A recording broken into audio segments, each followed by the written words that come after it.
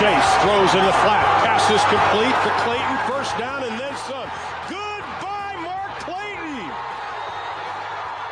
To the 10, to the 5. Touchdown, Oklahoma. Incredible. This is 365 Sports. Motion by Oliver. Lucky will go the other way on the option. Pulls it down. Touchdown, Aggies. 365 Sports is presented by IdealMRI.com. High-quality MRIs for $497 or less. IdealMRI.com. Your health is important, so is your budget. McNabb, straight back. Left side, he's all alone. It's a touchdown. Conrad. A defensive breakdown, and Conrad was all alone. He goes into the end zone for the second touchdown. Nobody was over there. 365 Sports is also brought to you by Texas Farm Bureau Insurance, protecting Texans since 1952. Maurice Clarett is the tailback, or the single back. He's got it. He's got a touchdown. 365 Sports is turbocharged by Unite Private Networks. Find out more at uniteprivatenetworks.com. Hello, end zone. Won't catch it. LaMichael James, and ladies and gentlemen, right now, this young man is a Heisman Trophy candidate. Now, here's David Smoak, Paul Catalina, and Craig Smoak. All right, here we go. Good afternoon, 365 Sports. Take you up until, the next 3 hours. We have some college football content. We have a little bit of men's basketball content. And Pete Nakos at the center of when he reported the Nico Iamaleava and him and his group or whoever it was trying to renegotiate with Tennessee. He joins us today at 3:40. Thanks to Pete. He'll be on with us today. SMU Director of Athletics, Damon Evans. Also, Craig with Off the Radar, Paul's Top 5, and Texans safety and former All-American Jalen Petrie today will join us as well, plus John McClain, the Hall of Famer, and columnist. Please, if you don't mind, off the top, hit the like and subscribe button. We would appreciate that if you don't mind spreading the word when you can. So, Paul Catalina, Craig Smoak in studio, and we are here full throttle today. Full throttle today. Here's something that caught my attention. I think it did a lot of different people. There are some that love it and some that aren't so sure about it, that Colorado is going to retire the jerseys of Shedeur Sanders and Heisman Trophy winner Travis Hunter. Now, when I saw this, I'm like, the first thing I thought about, well, first of all, good for them. That's awesome. But then, okay, who else from Colorado has ever had their jersey retired? And we'll get to that list in a little bit. But here are a couple of different responses. John Wilner from the Wilner Report. Darian Hagan, you guys remember him? Hell of a player. He was the National Player of the Year, led Colorado to the national championship, the only one they've had. His number has not been retired. CU should have honored Hagan with the number of retirement long ago. It's good to be the coach's kid. That's from John Wilner. Now, I don't know if that's fair, but maybe you think it's that way. Paul, Craig, your thoughts? I think that for Travis Hunter, it's more than just winning the Heisman Trophy. Like, you're going to retire the Heisman Trophy winner's number. For Shedeur, maybe it's a little bit, more murky, but do what you want to do. But I do agree that, like, if you're going to put Shedeur in there, then there's other players you probably need to retire their number too because of what they did. But blaming Colorado not retiring a jersey for a guy for 35 years is not Deion's fault. That's Colorado's fault. They should do that. But Deion and getting Shedeur's number retired, all right, whatever. I'm cool with it. I'm especially cool with Travis Hunter. When you have a Heisman Trophy winner, that's immortality. If you retire numbers, that's the numbers you should retire, in my opinion. Yeah, I mean, I have no problem right away with Travis Hunter because he is a Heisman Trophy winner, and I do think that there are schools, or I know that there are schools, that if you win a Heisman Trophy or an award of that caliber, you get your number retired, and it's just kind of an automatic thing. And so that's not a surprise, nor is that anything I have an issue with, although I think it's just so quick. Like, I don't know the need to have it like immediately when these guys haven't even been off campus for 4 months yet. You know, it's like they just played their last game in January. It's mid-April, and we're like, let's retire their number. It's like, maybe we can just let this breathe a little bit. I don't know. So I don't know what the big rush is outside of maybe they feel like they're not going to have a lot of opportunities to do this because it's not like it's going to have a staff in place that coach these guys for the next 10 years so you can do it 6-7 years down the line or whatever. So maybe that was part of the thought process. Maybe he's just taking advantage of the momentum. However they decided it, the Travis Hunter retirement, I didn't really bat my eyes outside of just the speed with which they're doing this. And then with Shedeur, I mean, I can see the case for Shedeur based on the numbers he put up, the school records he set. And I also see the other side of the argument of, okay, is he really jersey retirement right away type of a player a la Travis Hunter? I mean, I think if you take into account certain categories like the impact on the program and school records and things of that nature, then yeah, he probably is deserving in some ways. Now, is he more deserving than Cordell Stewart? Absolutely freaking not. But we'll get to that in just a second about some of the people they haven't retired. So, yeah, I mean, I blame Colorado more than I blame Deion and his staff for not doing what they should have done with former legends and retired those jerseys a long time ago. So the chicken's coming home to roost, I guess, a little bit in that way. And, with Shedeur, I can at least see the argument, but I fully understand those that don't feel like they won enough to justify it or that he, I guess, earned enough hardware to justify it. But I also know that if he was Shedeur Johnson, then the arguments would be a lot different than they are. But it's the fact that he's Shedeur Sanders that really adds a lot of gasoline to the is he deserving or is he not, because it brings in the whole coach's kid thing and the Deion favoritism and all of that. So I don't really have much of opinion on that argument because I really don't care that much, honestly. I think Shedeur was a really good player for them. I also think if you want to point out that they made a bowl game, of which they got destroyed by BYU in, and that was like the height of their winning, then yeah, they didn't really accomplish a lot in terms of the wins and losses. But I do think they accomplished a great deal in completely flipping the trajectory of Colorado football and making it important again when it hadn't been for a very long time. So I can see the angle. Travis Hunter, I don't think there's a question. You win the Heisman, you get your jersey retired. Like, that's not even an argument to me. I just thought you'd let it breathe a little bit more. But I can see the back and forth on Shedeur. Ultimately, I don't care. Like, retire his jersey. He was a big-time player in your program.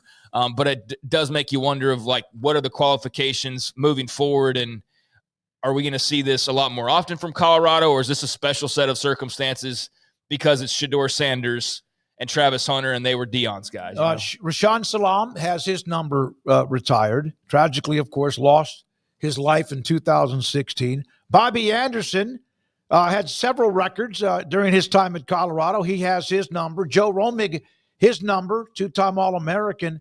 And Byron Whizzer White, what's he known for? Wasn't he a part of the Supreme Court? Yeah, and clearly he could really pee well. And he had his number. He, of course, was a phenomenal player. And so those are the numbers. Now, Darren Cheverini, who played at Colorado, I happened to see this one. You mentioned Darian Hagan, Alfred Williams, Deion Figures, Chris Hudson, Eric Bieniemy, Brian Stoltenberg, Christian Faria, Chad Brown, Cordell Stewart, Daniel Graham, Michael Westbrook, and more. So there are a lot. And again, that doesn't mean they don't earn the right to have their numbers retired, but there are a lot of players who have been out for a long, long time whose numbers have not yet been retired. Yeah, I mean, that's more on Colorado than it is on anybody. I mean, why have you not, as a program, retired some of those numbers by now? And the whole topic only came up because of them doing this now. So, it's not Deion Sanders' fault that they didn't induct Michael Westbrook or especially a Cordell Stewart or some of those other names that you mentioned, a Darian Hagan. I mean, that's ultimately on all of the previous coaches, all the previous ADs, all the previous people would have a say in that. So maybe it was a nice kick in the pants of like, oh yeah, by the way, guys, like there's things like Hall of Fames and jersey inductions, like the stuff you clearly haven't been paying attention to for the last several years that we're going to start doing again because that's what programs do. And maybe this will light a fire that you go back and correct some of the guys like a Cordell Stewart that wasn't in this previously. So maybe it leads to honors for those guys that were deserving all along. But yeah, I mean, the Travis Hunter is a no-brainer. I totally understand. Shedor's polarizing no matter what we're talking about. Should he be the number one pick? Should he be a top 5 pick? Should he get his jersey inducted? Should he be this? Should he be that? Quite frankly, it's a bit exhausting listening to the people running circles around all things Dion and his family. But there are some that are just haters, aren't they? Of course there are. Yeah. And then there's also very valid reasons to believe that this is only happening because he's Dion's kid. I mean, you can make that argument as well, that it wouldn't be happening 4 months after they walked off the campus for the last time as players. So, it's a typical Colorado story where it's polarizing. But congrats to Travis Hunter and to Shedeur. He was a good player, but yeah, they also went 13-12 over their 2 years there. So there's that. So Chiaverini also made this comment. He goes, the excitement and notoriety that Shedeur and Travis have brought to the University of Colorado is unquestioned, but retiring these numbers before recognizing previous great players. He also went into mentioning that maybe there should be a buffer period, no matter who or what you did before you look at who you might induct into either a Hall of Fame or have a number and or jersey retired. Well, it's just like the Hall of Fame in every professional sport, right? You got to be 5 years out. I just also give it time to appreciate. So the fans like, man, I really do miss Shedeur and Travis. Like it's going to be so cool to see them back here as opposed to the first time they each have a bye week in the NFL. They'll be like, all right, number retired. Go ahead. You don't ever have to come back again. Yeah, they haven't even been drafted yet. And they're already getting their jersey retired. It's like, that's just crazy fast. And so I know at Oklahoma, they built statues for guys that win Heisman trophies. They've got a whole park of Heisman statues because they've got a handful of them. But that takes a little bit. It takes longer than this took, because you got to make the statue and do all the things that go into that. So it takes a little while and at least gives you a little bit of a buffer. But yeah, I guess if I had a knock on it, it seems awfully soon to be doing something like that, because you would think you'd let it breathe just a little bit. And then, welcome back after a couple of years away and all that jazz. But then again, maybe they don't think that they're going to be around to celebrate that in a couple of years or 5 years from now. That's kind of where my head is. So let's do it while we're all here, while we can all enjoy it and really embrace the moment is probably where the thinking is. I love that we have so many different fans that are college football fans. Wet blanket, the numbers at Oklahoma State, listen to this, 21, 34, 43, and 55. Barry Sanders, Thurman Thomas, Bob Fenimore, and he's a hell of a player back in his day, and Terry Miller. Oh, man. Those three of them are great All-American running backs. Heisman Trophy winner in Barry Sanders. Fenimore was a great player, too. But so there you are with just a few of the feedbacks from a lot of you. Some of you think it's too quick. Some of you like the Travis only. And we all do appreciate your feedback. Also, some transfer portal news. This guy here, Trevor Pena from Syracuse. Look at his stats. He is entering the portal. He had 84 catches for over 1,100 yards of total offense and 10 touchdowns in his time at all ACC, excuse me. Paul, you sent me a list of every what you would call mega winner right now in college football that would be interested in him. Yeah, I think Miami is is kind of the obvious choice right now because they don't really have a number one receiver for Carson Beck. Texas Tech was mentioned by our guest, who we have in 25 minutes, Pete Nakos. Of course, he'll know exactly. We can ask him, but Tech, they're out there. They want wide receivers as well. Everybody does. A&M makes a ton of sense because they went on and got a couple that are really good, Mario Craver and Kevin Concepcion, but they also went out and got Micah Hudson, and that's not the case anymore. So this would certainly help in that and bringing veterans in there. There's a lot of teams that I could see going after him, and a lot makes sense. Like Garrett, I mentioned LSU, who is pretty set at wide receiver, but a guy who catches this many passes. Brian Kelly loves guys like this. So yeah, definitely. And he returns kicks, and They've done a lot. They did a lot of gadget stuff with him there at Syracuse. This is an interesting guy in the portal where he goes, because I have a feeling that Syracuse and the money he was going to get is going to be about the same anywhere. I kind of feel like this might be hey, let me go see if I can go win big somewhere and make a little bit more money. But I do think Miami's going to be big in on him. Yeah, I saw Chris Hummer, I think, mention Miami, and that's certainly a team I've seen on a couple of different glimpses at social media. So, yeah, they seem to be right there in the mix. And, yeah, he had a big year last year, all ACC. They had a good team, you'd think, with a lot of guys coming back that maybe he'd be geared up to make a run at the ACC title, but money talks and opportunity talks and, platforms talk. And so, yeah, I would imagine that it's got to be a school that's considered a bit bigger. If not, if it were respectfully, it's like Texas Tech or something that I don't think is necessarily like a massive jump up in terms of prestige or anything, then that would beg some more questions of like, okay, well, it can't be for, is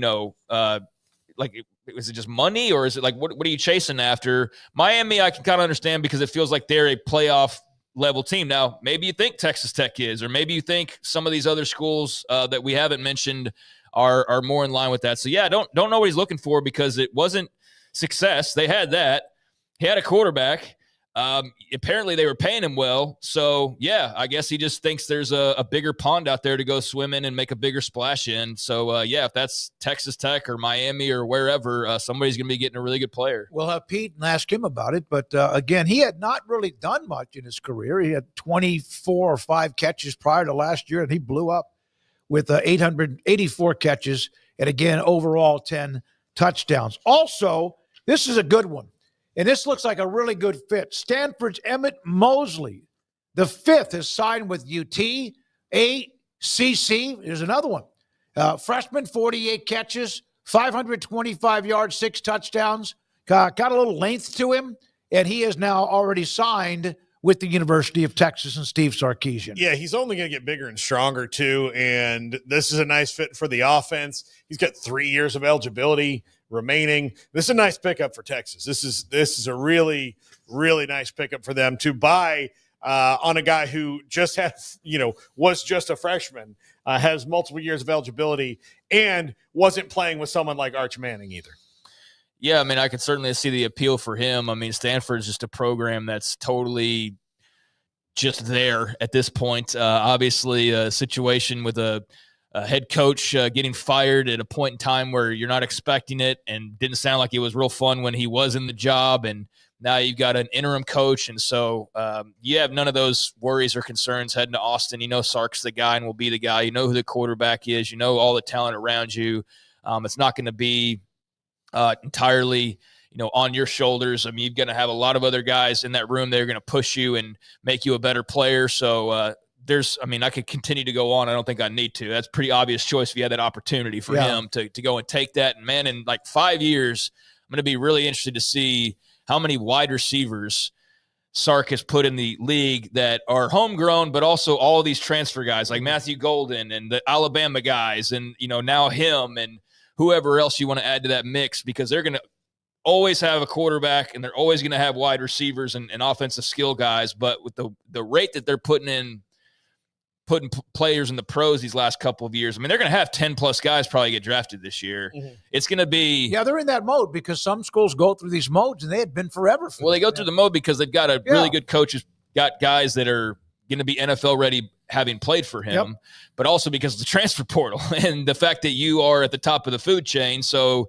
you can go get Matthew Golden or Isaiah Bond or, whoever, and not blink twice about it. So yeah, they're going to benefit greatly from just the culture that he's put there, but also the riches of what you can take from elsewhere. And that's going to lead to having like LSU level number of wide receivers in the league here in a couple of years, probably. And one of the things that Retired asked in the chat room was the SEC, the only team, or the ACC doesn't have the same portal rule for interconference transition or transfers like the SEC does. You can't, if you enter the portal in the spring, you can't play for another team. You have to sit out a year. So why would you do that? So no, the ACC, I don't see, I guess, with Syracuse's wide receiver looking at Miami. They don't have that rule in place, and some as of yesterday with the whole Nico situation, we're saying, well, that SEC rule can't be upheld either. All it takes is somebody challenging it in court. And so I'm sure that will happen at some point in time. But until then, I actually respect the fact that the SEC has that rule in place. I do too. Yeah. And I wouldn't mind it if everybody adopted that to some extent, but I know that's probably unlikely. I like it though, and it makes it more interesting because now you can't just go, oh, I'm going from Alabama to Georgia or going from Georgia to Texas or Florida to South Carolina. It's like, no, you actually got to kind of expand your horizons a little bit, which does make the pursuit of where they end up a little bit more interesting than it might be in some other cases. But yeah, in the ACC, you're free to do whatever. Big 12, free to do whatever. So that's unique to them. Trinidad Chambliss from Ferris State, Division II school, has signed with Ole Miss. There were thoughts. I thought I saw a little bit, just maybe discussion that Tennessee would be on him. Obviously, with the change in the Nico on his way out, would this young man be a possibility? Well, he'll be at Ole Miss now as Lane Kiffin and the Rebels get him. Had a pretty good, in fact, he's an All-American. Put up big numbers, nearly 3,000 yards and 26 touchdowns. Also rushed. How about this? For 1,000 yards and 25 touchdowns, this guy can do a lot. He now is a part of Ole Miss. Austin Simmons is the quarterback that they, predict starting next year, but they've got a couple of their backups there. I would not be surprised to see Trinidad Chambliss get in the mix there. Garrett, would you? I mean, he's got a good opportunity. Yeah, he's got to get in the mix there. And if nothing else, they've got a guy who's played a lot more than the other guys they have on the roster in college football, albeit at the lower level in the FCS. But dude's got some numbers, and he's a dual threat quarterback with a big arm and can do a lot of things. So I'm curious to see what the future holds for Trinidad Chambliss. If nothing else, A-plus name. A-plus name. And especially that's a good SEC quarterback name right there. Trinidad Chambliss. I think it's wherever you want to play a good quarterback name. But like I just, I guess maybe the thing is I can just picture Keith Jackson being like, oh, Trinidad Chambliss. Oh, look at that. He's the kind of guy who throws your favorite cup of coffee down the hallway. He could be Jack Smith and he would sound like that. Yeah.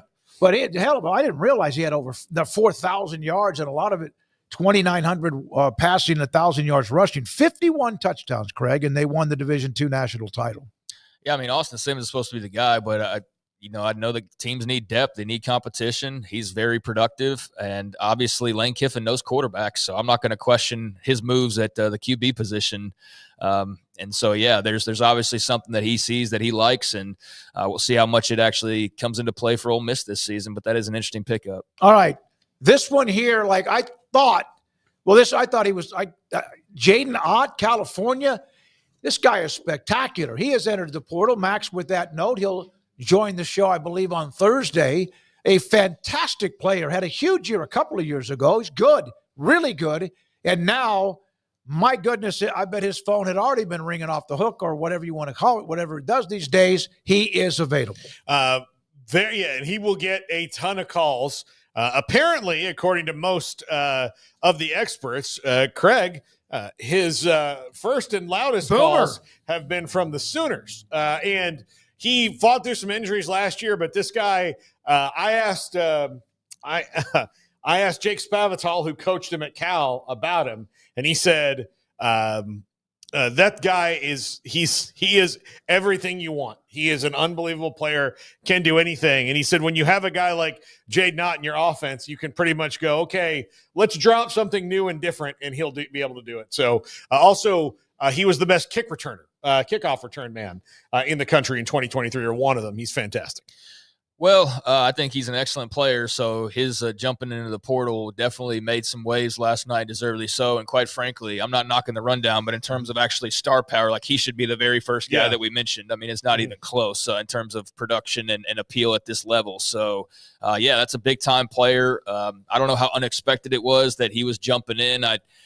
Sorry, I haven't been on the Cal message boards recently, so I don't know what kind of scuttlebutt there was about this, but he's definitely, their loss is certainly somebody's gain. And if it's the team I root for and you put him in a backfield with John Mateer and the revamped, offensive looks and the changes they've made this offseason, then that does add a little more excitement than there already was there. So yeah, I'd love to see them pick him up. I mean, they got a couple good running backs, but they certainly don't have a bevy that you go, oh no, we don't need Jaden Ott. We'll move on from him. They're definitely not in that class. So yeah, come on board if that's where you so choose, and I'll be a happy fan whenever that happens, because they've done some work this season that I think has been very positive. Certainly, just that backfield would be hugely upgraded on paper. And so, yeah, that's something that they needed to do, was add some star power, some skill, some talent, and some juice. And so far they've done that, and this would certainly add to that. Yeah. And it wouldn't surprise me to see them get that done fast because of the potential of anybody that wants a running back calling Jaden Ott right now. I mean, sure. And he's like Craig, you say he's the best one today. I would argue he might be the best guy in the entire portal overall. Yeah, that's he might be, yeah. I'm not thinking about that. You said okay, maybe Nico's intriguing, but as Jaden far Ott's as proven way more than Nico proven has, way more than Nico has. So he might be one. And again, not knowing who's all going in or whatever, but to this date, he's in my opinion, the most accomplished and best one. If you want potential plus performance and all those things, it's Jaden Ott. Yeah, I don't look at the transfer rankings all that often at this point, but I know that they constantly update them. So it's always there's 10 new number ones because the number one gets taken off. So now there's a new number one, But if you just do an all off season and you didn't move the rankings when a guy commits elsewhere, it's just the number one guy is the number one guy, in the typical player top 100 in recruiting, right? You don't the guy commits and then you take him off the list to where it's just the top uncommitted. If you're just doing players who entered the portal period, yeah, he would be up near at the top of the list without a doubt from this last cycle. All right. Thank you guys for the feedback. Garrett Ross running the mothership. We have Emery Winter here today and Andrew Valade, who is doing a couple of different polls per show. When did we decide to show the results? At the end of the show or the next day? End of the show. End of the show. We'll do that tonight late in the 5 o'clock hour. By the way, during all of the Nico Iamaleava story from Thursday, there were different former players that had comments about what they saw, some that were playing when they didn't get any money, and some of them that got a dinner and then ruled ineligible. Des Bryant, we saw a note that Des put out. This was over the weekend. I want to see the kids get paid. But this is getting ridiculous. I would make it an incentive-based contract for many of these college kids. The contract wouldn't be guaranteed because the kids are showing they are not committed. Now, Des was ruled ineligible because he and his agent had dinner with an Des had dinner with an agent. He was ruled ineligible, but interesting to see his note on this. And I bet a lot of different players probably feel the same way. Get your money, but at the same time, man, just give it to them and then walk out the door. What should we do? And Dion was also involved in the Des story. Yeah, he was. Exactly. Yes, Eugene Parker, his agent. Yep. So, Des, I remember hearing that and okay, it did okay, I know that's against the rules, but then I remember thinking okay, this guy's going to be a pro in 6 months. You've got Dion out there who is in a position to give this guy advice and have him sit and talk with an agent. He has no money. And Des barely had parents in his life. So it's not like he can call home and be like, hey, I'm going to meet with this agent. I need to pay for my own steak dinner. It's not that big of a deal overall. Now this kind of thing is just done all the time. It was one of those things that I remember thinking there are rules and there are people that break the rules. And then you start thinking well, why is this a rule? It's dumb. I mean, he's going to be an NFL player 6 months from now anyway. Should he not be entertaining agents and learning as much as he can, especially someone like Des, who has no adult figures in his life other than his high school coach, John King, right?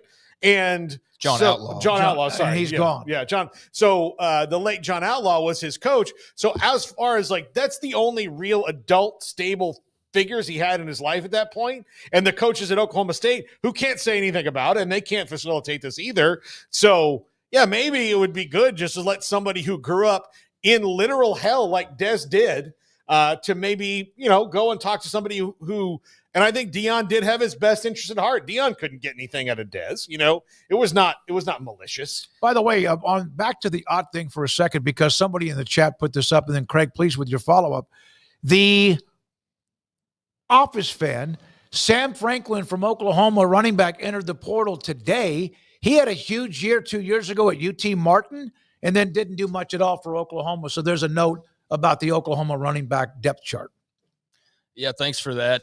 It's an update based on a story. I wanted to make sure I got that in before you responded to what he was saying about Dez. So Dez, had that lunch with Dion and got suspended for the rest of that year. And you look back on that, and it just seems very archaic and stupid. And that's not where college football needed to be or needs to be. And I'm glad that things have loosened up, and it really just does look super foolish in hindsight. But to have somebody who was in that position, who I think it's important that he is a former player. I think it's important that he's from a low-income, troubled background, that he's a young black man that's played the game. And so you can't have all like, well, you're just saying that because of this. You're just saying it's like, no, here's a dude who's like right in the thick of whatever argument you want to make, right? Who stood to have life-changing money if he had played in this era versus where he played, And so, like, I think to have somebody that's not some, school president or an athletic director or somebody who's not suffering or has gone through maybe like the trials and tribulations of a typical athlete, to have somebody who's been in the mud, so to speak, and risen out of it and became a success story to certain ends, to have him going, this is stupid, I think is a great signal and alarm to have out there, as opposed to just somebody like me saying, this is out of control, we need more rules. Like a guy who's actually experienced it and had the life experiences of a lot of these players, him saying that, I think, is as much of a further amplifying of the wake-up call that everybody feels is needed when it comes to college sports, college football, and the lack of rules. So I think that's great. I hope more former athletes of all backgrounds speak up and give their mind, for better or for worse. I think their experiences are certainly more valuable than people who have not experienced those things, of being a college athlete at that level. So the more the merrier that want to chime in on it. And I do think when you have some people who would have stood to have benefited or who got in trouble for something that seems so silly now at this point, to have them saying that, it goes to show you that there's a lot of people that just think this sucks, man. And I know the people at the top hear it, but I also know that what Dez is suggesting, it's not that simple. Because that's when the lawyers come into play. That's when they go, well, actually, Des, we can't do that because then that caps the freedom of movement or that caps the earning power. And then that's where we fall into the same, not trap, but we fall into the same pit of this argument of, it would be nice if we could all snap our fingers and say guardrail, guardrail, guardrail, or wall, wall, wall. We put it around it and here what's inside is what it is. But the problem is there's lawyers with sledgehammers. As soon as the wall gets put up, they're knocking the wall back down and saying, you can't do that. Otherwise, we'll file a lawsuit. So until there's a clear path that is lawsuit proof, basically, there's no hope for this to all just magically disappear unless there is government intervention, as they are hoping there will be. Well, I remember when the House settlement, at least it got to where they at least agreed on a few things. I can't remember the attorney's name who was at the front and center of that. He said, well, this will eliminate the lawsuits. No, never. You're not going to. So, Craig, that's a great point. Even if you have a great point and it makes a lot of sense and it would work, you probably got to sneak it under the radar. Otherwise, it'll probably be caught up in the court system. And if you want to be one of those people, it's like, oh, they're anti-athlete. Go tell Des Bryant he's anti-athlete. Go tell him he doesn't know what he's talking about and he doesn't have the experience to talk about. And that's why I think it's important that he and I've seen several other athletes that have talked about this and they don't seem to be too happy with it. I don't think anybody really is, outside of the street agents that suddenly have this new economy that's been created for them in the last 5 years. But beyond that, we're all kind of at wit's end, I think, with it. And he is certainly somebody who would have the athlete's best interest in mind, having been one himself. Yeah, there's a middle ground of being able to go somewhere where it's better and you can be financially successful and actually a good decision for you as a human being. That's the same for NFL free agency or Major League Baseball free agency and all that. Like, you have to weigh all those things. There's a guy named Brooks Austin. I saw this note. It's just kind of a thing that made sense to me. It's not about being unhappy with college athletes getting paid. It's about the filth that comes with it and the tactics being used while asking fans to fund it that pissed off a lot of diehard college football fans. I don't know how many of them will walk away and not come back, if at all, or just until their team starts to win or whatever. But, it's just a lot of people have a lot of opinions. It's good to have, because I don't know if anyone's specifically right.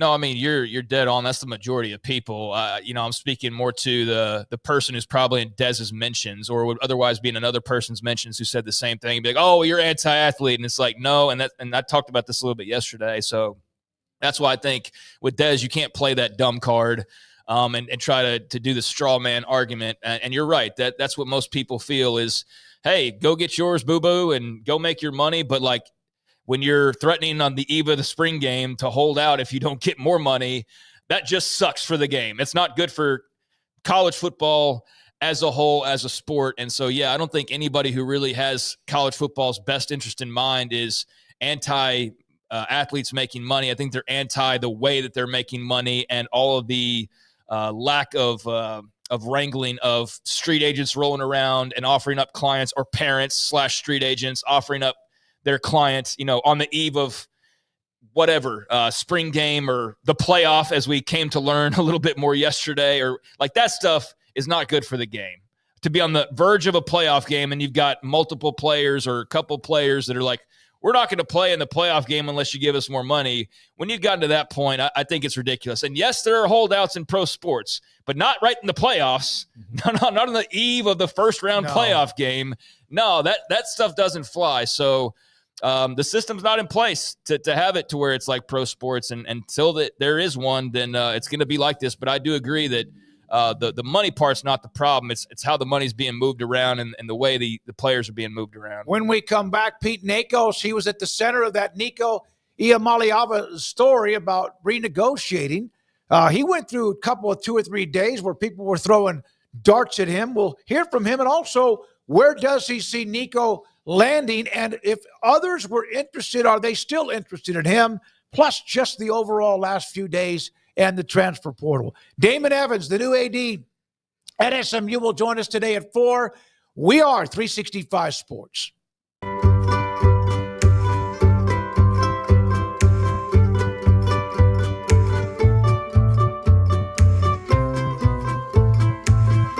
It's pleasant. It's different than any other dentist office. I really feel like they care. And it's not that you're here for 2 hours waiting on someone to take care of you. It's quick and easy, and I bring my kids, and my kids love being here too. They really love the treasure box. Staff is really nice and accommodating, real friendly. You feel more like home. It's not sterile looking. Everybody has their own personalized rooms with decorations and decor, and they'll even have a blanket for you when it's cold. I've recommended people to actually come here, and they are patients now. I really love it here. It feels like family.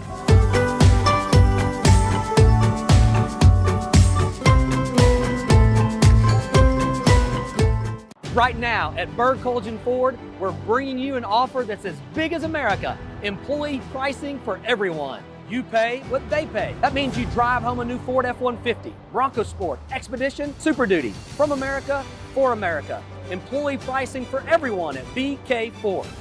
Looking to sell your vehicle? Get top dollar for yours today. Don't miss out. Employee pricing is available for a limited time. Visit us anytime at bkford.com. Experience better at BK Ford. I'll never get used to this.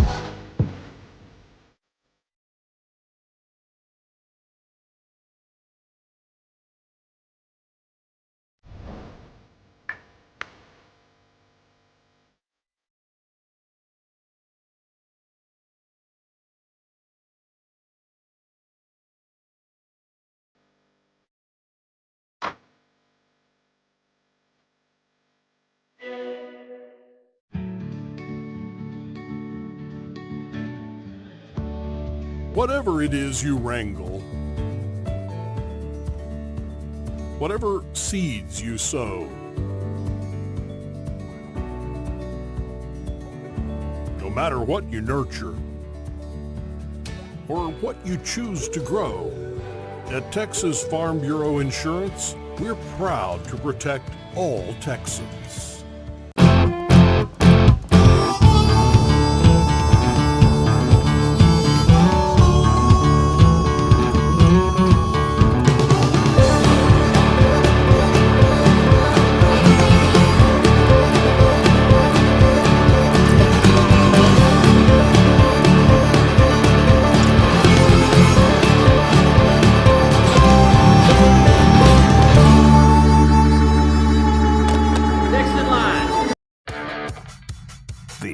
is 365 Sports. The 3 o'clock hour is sponsored by Waco Custom Marketplace. Meats, sweets, Texas treats, and a cut above the rest. 425 Lake Air Drive, Waco. 365 Sports and Pete Nakos on 3. We've had Pete on for many different times. It's been a little bit of a while, but he joins us now with 365 Sports and Paul Catalina, David and Craig Smoak. Pete, how you doing? Thanks for jumping on with us. How has your week been, young man? Been an interesting 5 days here, but thanks so much for having me on. Well, we're glad to have it on and glad that you, of course, nailed the story on Nico Iamaleava. So I got a question for you about that. We'll get into it. Sure. Who that might have been interested is now backed off because of any concerns about it being too toxic? So Tulane's pulled out. I think that was more of a money thing. And then North Carolina made sense, but they're going to go in a different direction and take the South Alabama quarterback, Gio Lopez. At least that's where it's trending at the moment. Past that, continue to hear a lot about UCLA and hearing about a lot of schools across the country that are getting contacted by Nico's camp. But I don't think those schools are going to be factors. Pete, I saw you say that if his number comes closer down into the $1 million range, so he is, unless proven otherwise, cost himself money by doing this, right? Yeah, listen, there's a lot of quarterbacks right now across the country who are going to make more than $3 million this upcoming year, and Nico had a deal that was paying him between like 2.2 to 2.5 million, and they were looking for 4 million, as ESPN previously reported. And ideally, obviously, I think Nico's camp will love it if he still made the kind of money he was going to make at Tennessee. Now, does that all happen? I think that's to be determined. And you kind of look across the country, not everyone can pay that kind of money for a quarterback. So, yeah, I think a lot of schools could enter the picture the more and more his price drops. Pete, I know this is like the most high-profile example of a situation like this we've had, but I think it was like Josh Pay mentioned the other night about this was happening during the playoff season. There was guys threatening to hold out or whatever. How common is this, the quarterback coming back using leverage or players coming back using leverage, or was it just the timing of it all that made this just seem a little bit different and a little dirtier maybe than other actual instances that occur pretty regularly?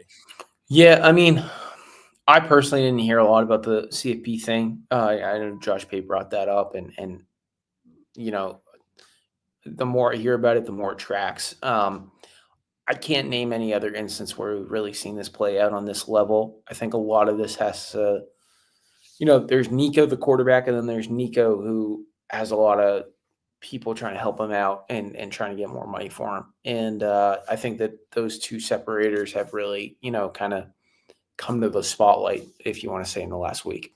How much do you think Nico wishes this never happened? I can't speak for him, but I'd assume that he wishes that this was never happened because he'd still be at Tennessee. So, Pete, this is the crazy spring portal is a lot more difficult to make the decision because it's only 10 days. It is only 10 days for Nico in particular.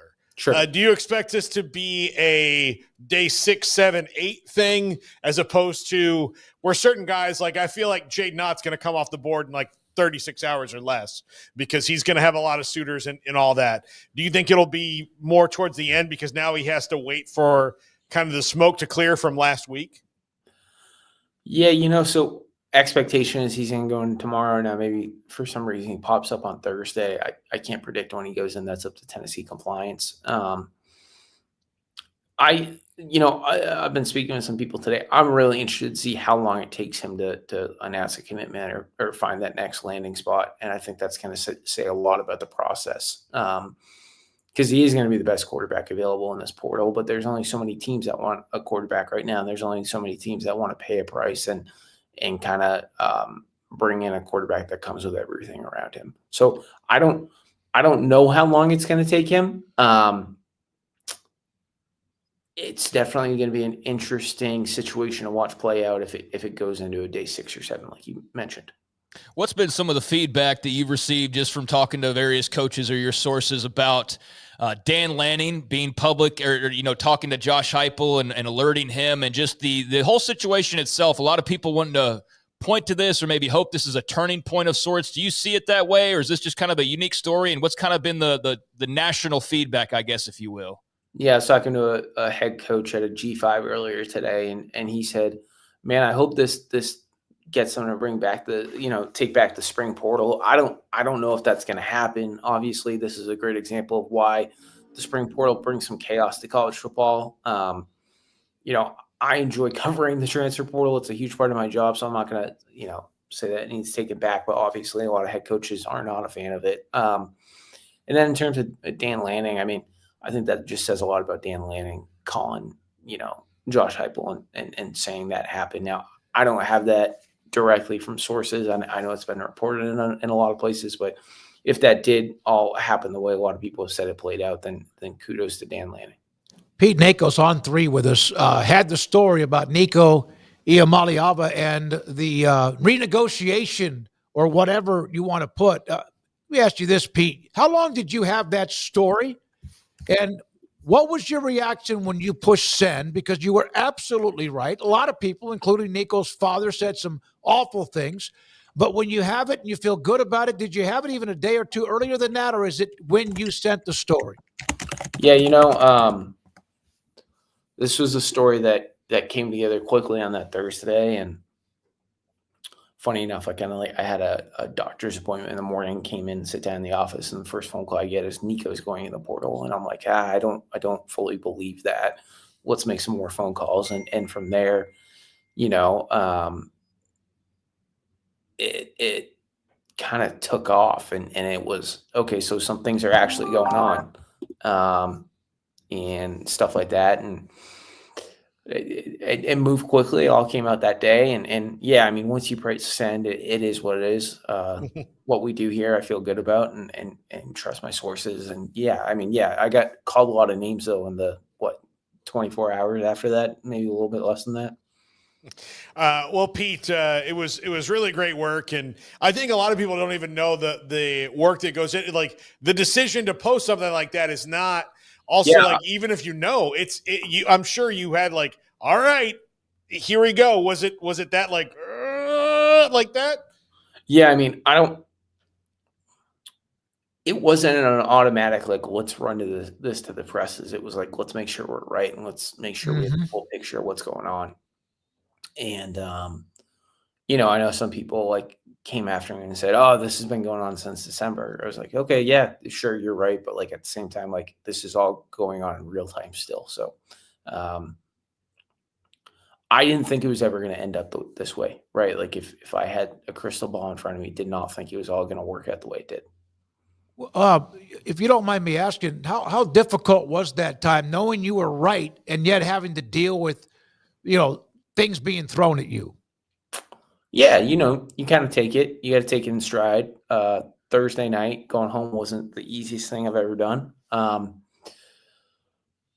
yeah, and the other one, the other thing I'll make mention of too, like,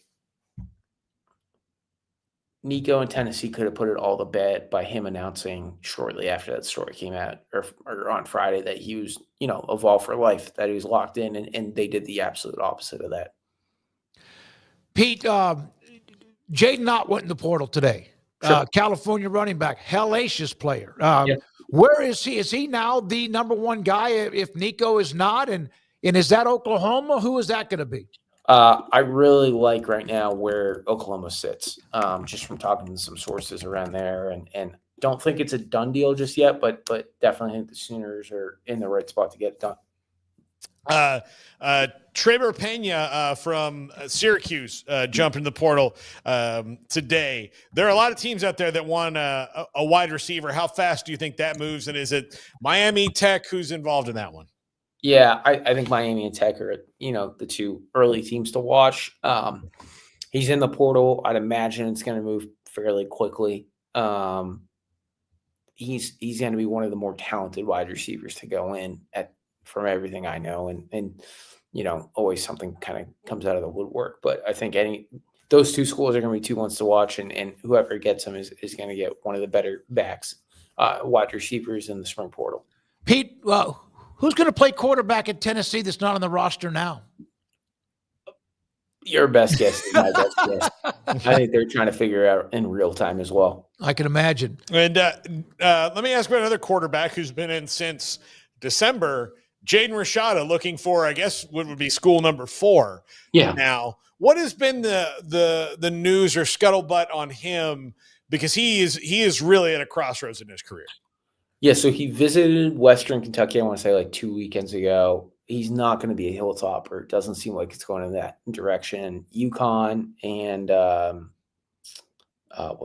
Tulane have both shown a little bit of interest, but I don't think those are going to be the fits. South Alabama needs a quarterback now. FAU needs a quarterback. I'm not saying that those are going to be like great, great fits, but I think that those are some schools that we're going to hear about as this thing moves on. If a coach doesn't know a lot about what's going on, and I know that at times you get probably all sorts of texts, and I know you have other things to get to, including stories that you're working on. Yeah. What is it like to be? There's a lot of guys we have on this show that are transfer portal analysts or those who may. What's it like? Does it ever stop right now? Is it 24/7? Well, I'm currently on with you and also trying to refresh the portal and make sure that like no one of like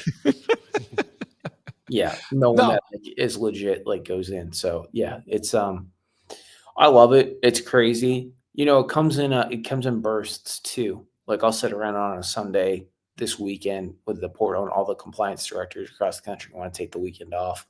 So the portal goes quiet. But then like tomorrow at 5 a.m., there's gonna be like 30 guys who just suddenly pop up.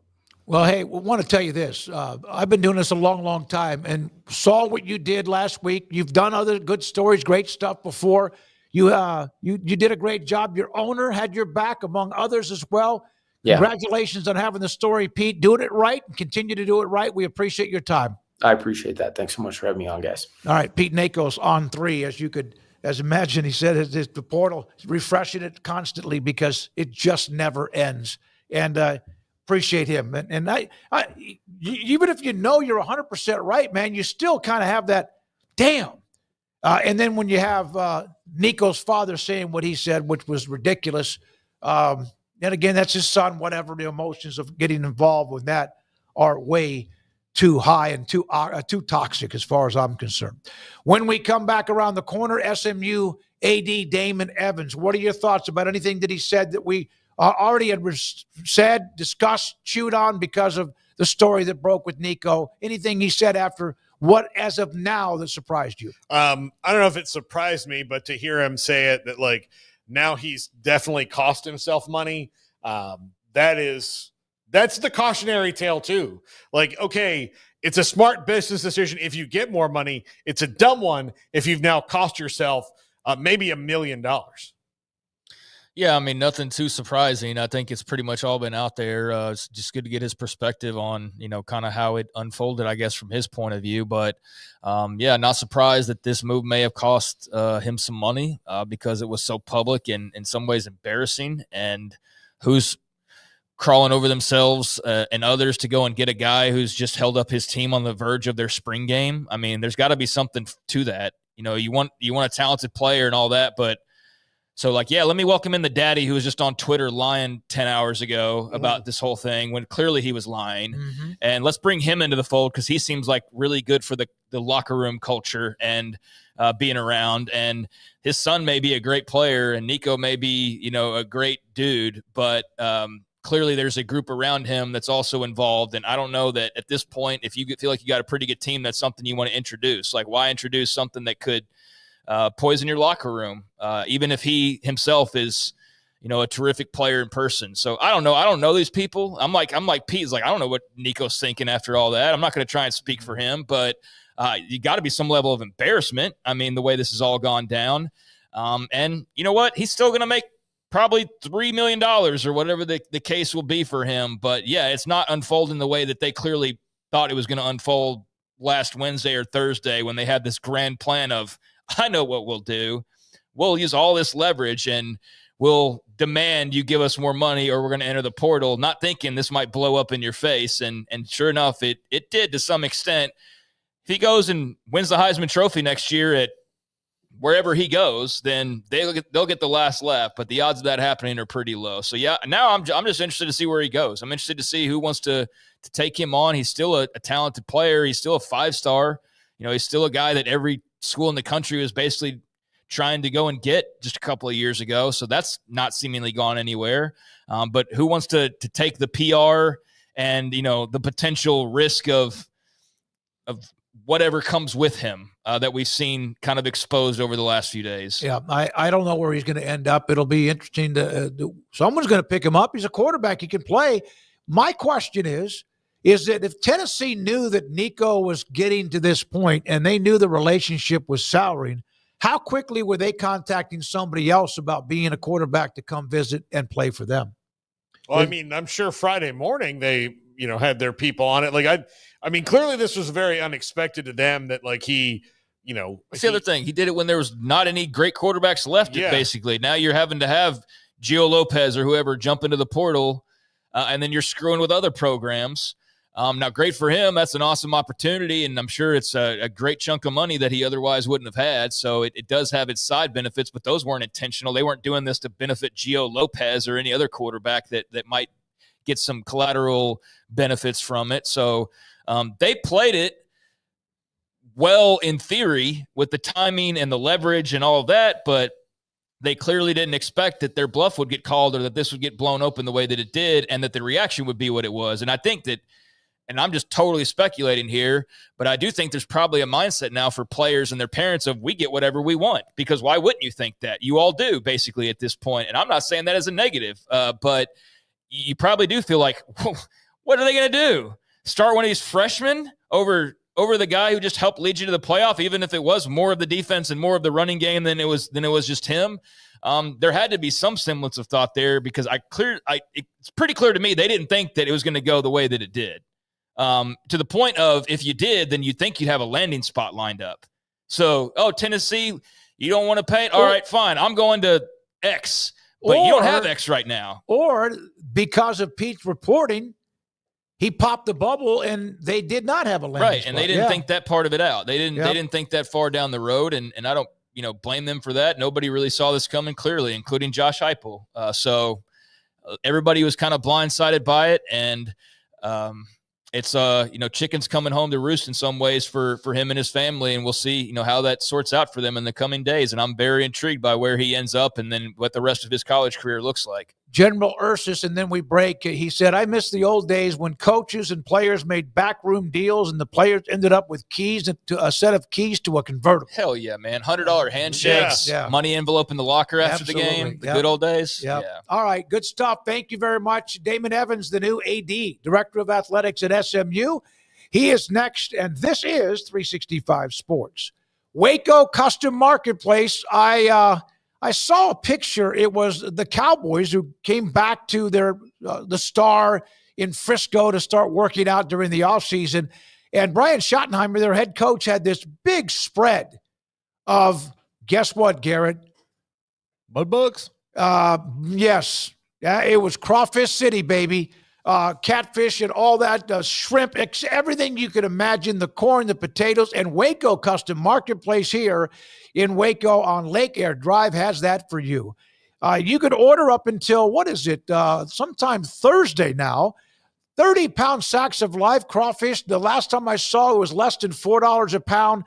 Plus they have all of whatever else you need, from the seasoning to the corn to the sausage, and yes, the mud bugs, the crawfish, and my goodness, they do a great job of it. Order by sometime Thursday morning, pick up by Friday afternoon or on when they're open on Saturday. And of course, they have the butcher shop and bakery and much more. It is Waco Custom Marketplace at 425 Lake Air Drive in Waco.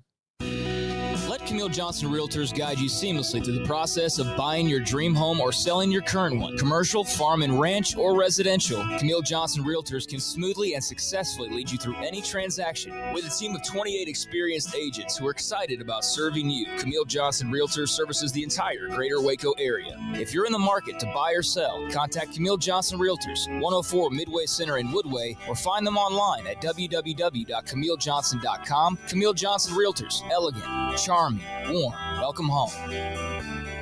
pizza, burgers, and Bears football. There's no place around Waco that serves them all other than Bubba's 33. Come show your green and gold and enjoy some of Waco's best food and beverages while watching your favorite team, the Bears. When real Bears fans get hungry, Bubba's 33 is the #1 spot for ice-cold drinks, hand-stretched, stone-baked pizzas, and bacon-infused burgers. Join us for indoor or patio dining. Bubba's 33, Waco's restaurant and proud supporter of Baylor Bears football. Sick 'em, Bears. Don's Humidor, your home with a 48-foot walk-in humidor with the elite cigar brands from around the world, including the #1 cigar of the year, Aging Room Cuatro Nicaragua. Plus, they have the great brands like Macanudo and Artur Fuente, Rocky Patel, Aston, and so much more. CBD, great for sore muscles, aches and pains, sleep, Vita Dreams, and anxiety, mild depression, general health and wellness. Their staff very knowledgeable on the subject. Don's Humidor in the Townwood Shopping Center off Valley Mills in Waco. Ready to take your business to the next level? Carrion Solutions has got you covered. We deliver world-class IT consulting, including Quest On-Demand and Migration Manager, M365 and Exchange migrations, Active Directory assessments, security hardening, and Windows Server upgrades. Our experts specialize in consulting, monitoring, support, and managed IT services. We promise vision, professionalism, and unbeatable value. Satisfaction guaranteed. If you're not happy, we make it right. Remember the name Carrion Solutions. For more info, email sales@carrionsolutions.com or visit carrionsolutions.com. That's CARRION solutions.com. Carrion Solutions, IT success guaranteed. At Ideal MRI, we feel blessed to be part of the Waco community. We're a small family business here in Central Texas. At times like this, the cost of healthcare has never been more important. And unfortunately, significant illnesses and injuries still occur. And that's why Ideal MRI is open and here to serve you through this difficult time. So if you need an MRI, ask your doctor about Ideal MRI. You can schedule online in minutes at idealmri.com or call 833-IDEAL-MRI.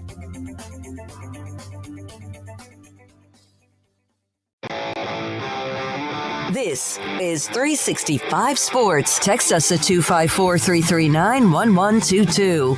The text line is sponsored by Riverbend's Liquor and Wine, with the most extensive variety of craft beer in Waco. A hidden gem on Lakeshore Drive and 19th Street. Damon Evans, the Director of Athletics at SMU. There he is. He was at Maryland, and now he's on our show at 365 Sports with Craig and Paul. David Smoak. David, thank you very much for being a part of the show. You move in, and could you have picked a better time with the momentum at SMU? And not that you don't have your ideas and challenges in front of you, but what's it like from afar, and now you're a part of this? Well, first and foremost, thanks for having me. It's great to be here with you. I know you're a legend, and I always enjoy meeting living legends. You don't see too many of them across the country, but I'm excited to be here. You're right. It's a great time to be at SMU, to be here on the hilltop. There's a lot of momentum taking place here with President-elect Jay Hartzell, current President Gerald Turner. But then when you start thinking about the supporters and all the individuals here who are so committed to this institution, we're on the rise, and I want people to know that we're going to get out after it and do all we can to make our alums, our fans, and our donors proud. One of the things that you're often tasked with when you're a new athletic director is hiring new football coaches at major sport or football and basketball coaches. You do not have to do that. How much more attractive does that make a job? I know that sometimes you get one like, well, I'd really like to hire my guys, but you're stepping into a situation where basketball has Andy Enfield now, football has Rhett Lashley. You don't have to worry about that. You just have to provide the support and leadership that the program needs. Well, it's nice. I'm not going to lie, you guys. It's nice to come in and have such a all-star group of coaches. The caliber of coaches here are just exceptional. When you talk about Rhett Lashley and what he's done, I mean, Rhett is a tremendous football mind, but a better person and someone who's driven by culture. And culture leads to your outcomes. And that's why he's had such great success here last year, obviously, going undefeated in the ACC and getting into the college football playoff speaks volumes to what his ability is. Then you look at someone like Andy Enfield coming from USC. and what he's been able to accomplish. And let's not forget about Dunk City way back in the day at Florida Gulf Coast. So he's someone, again, we're solidified at two very important positions here in our department. And then I can just go across the board when I take a look at someone like Sam in volleyball. I'm really happy to have Adia Barnes join us. And so when you look at this team of talented coaches, we're in a very good position.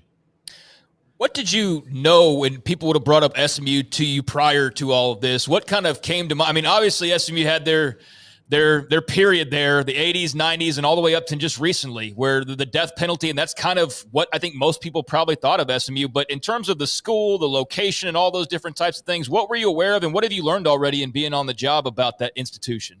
Well, unfortunately, everyone or a lot of people in this industry have heard what happened back in the day with the death penalty. I take that this way. This institution has shown a lot of resiliency. And that was one of the attractions to me here, along with so many other things. The commitment, the fight to say, let's stand back up, let's be proud, and let's move forward. And that's what this institution has done. What have I heard about it? You know, everybody's heard about Eric Dickerson and Craig James and, you know, the Mustangs and what they've accomplished and all the things that come with it. But also, people have heard a lot about this unbelievable amount of momentum that's underway. And when I say momentum, you guys, this is a hot place right now, and it's going to continue being a hot place. And it's hot because people aren't afraid here to go after, to what I say, think big and be bold. A lot of times people outside the organization might look at things and say, you can't accomplish that. That's not the thought process here. And I like that. So when I see stuff like that, I think big. I want to be bold, and I want to be aligned with all the individuals that support this institution. Great football program, great basketball program. Volleyball was exceptional last year, knocking off Pittsburgh, beating Nebraska. So when you look at stuff like that, things are going quite well here at SMU. You were a player, so you know the competitive fire, and then of course you were at your alma mater as an AD as well. What would you say, if you look back at the young Damon Evans, would be one of your first ever bold moves that you made? Was it as an athlete, or was it perhaps getting into administration? You know, I'd say one of my first bold moves, and it wasn't due in large part to me, it was my parents. Moving from Omaha, Nebraska to Gainesville, Georgia at the beginning of my 10th grade year. I think that helped to set my foundation to understand what it means to adjust and adapt to change when you grow up wanting to play football for Nebraska. And at that day and age, the Cornhuskers were rolling. But what that led to, bold moves for me, was making a decision to get into this world of intercollegiate athletics because I wanted to support young people. Being a finance major, I wanted to go work on Wall Street. But something clicked in me to say, hey, let's change. Let's give back to the industry that gave so much to you. And that's when I decided to get a graduate degree in sport management. And boom, here I am sitting with you gentlemen today. So making the right moves, but not being afraid to adjust and adapt and to change has really helped me throughout my career. Damon, you just come from the Big Ten and now into the ACC. With all the things that conferences are doing, how much do you like when you get in the room, like having been in the other things, like do you say, hey, this is a really good thing that they're doing? Do you like say, okay, this is what you now have an opportunity with the conference also to enact some change inside there because you are familiar with some more recent things that are going into the Big Ten than maybe others would be? It's great having been in the other two conferences because I have an understanding of how they kind of operate, what their mindset is, and whether people believe it or not, the way that the SEC thinks is very different than the way that the Big Ten thinks, is different than the way that the ACC and the Big 12. There are a lot of similarities, but there are a lot of differences. And I'm able to bring all those experiences here to the ACC, and not from a perspective of this is how it should be done, but to share this is what's going on over there, but how do we take something and make it work best for us? But also understanding where your competition is. Make no mistake about it. The SEC and the Big Ten, they're competitors. I want to make sure that I can offer things up in the room with my colleagues that can continue to help us move up that ladder and position this conference, not only SMU, but this conference for success. And that's what I intend to do. Everything's about the spine, right? The president or the board of regents, trustees, the president, the AD, football coach, and others. Jay Hartzell will be coming to take over as president. How much did you talk with him before you accepted this job? I quite a bit, and I'm excited about President-elect Hartzell. Really hit it off with him. Really, just our alignment is unbelievable. And I'll sit here and say this, you guys. He was the president at the University of Texas. That's no small feat. That shows you his acumen and how well respected he is in this industry of higher education. And for SMU to say, let's shoot for the moon, let's shoot for the stars. That's what they did. So he was very involved, and he's one of the main reasons that I came to this institution. I wanted to make sure that the individual that I would be working for and working with, that we could partner together. And that's the first word he utilized, was partnership. And to hear that come out in his vision for this institution as a whole and the role that athletics plays at the institution was something that was just so good to hear, music to my ears. Yeah, that's a great transition, because that's got to be that spine, or that's got to be from top to bottom. So Paul brought this up. You were part of Maryland and the Big Ten. When you were in meetings as a member of the Big Ten, what were the thoughts inside those meetings about the ACC or the Big 12 that sometimes felt like they were running on not as much adrenaline and revenue? Well, you can't hide from the facts. The facts of the matter are right now that the SEC and the Big Ten, they do generate a large amount of revenue in comparison to those of us in the ACC and the Big 12. But, we're all colleagues. There's nothing disparaging that you talk about. You talk about what they're doing over there, very collegial. A lot of people think that the SEC and the Big Ten want to run off without the ACC and the Big 12, and that is not the case. We're all in this together. We're all looking for ways to make intercollegiate athletics better. Some of us have more of this. Some of us have more of that. Some of us have this advantage or that advantage. But at the end of the day, we're all doing the same thing. We're trying to help young people grow and develop, provide them a great opportunity to get into education, and at the same time compete in whatever sport they're in. So it's very collegial and very competitive as well. Obviously, the big issue facing college athletics right now is employment, transfer portal, all these things.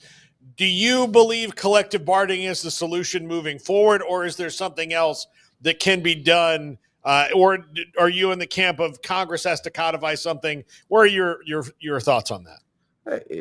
Our world is rapidly changing, and it's changing so fast. I really can't tell you what we're going to look like next year or even 6 months from now. But my job is to try to figure that out, is to try to say, okay, what's coming down the road? What might we need to be taking a look at? Do I think that collectively bargaining is in our future? Possibly.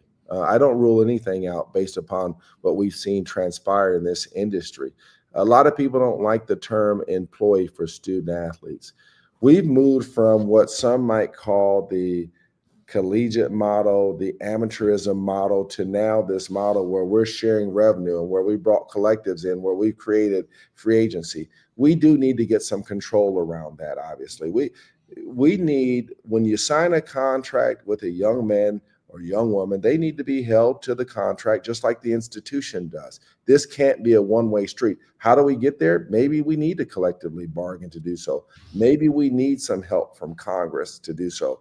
But what we have to focus on are the things that we can control as athletic administrators.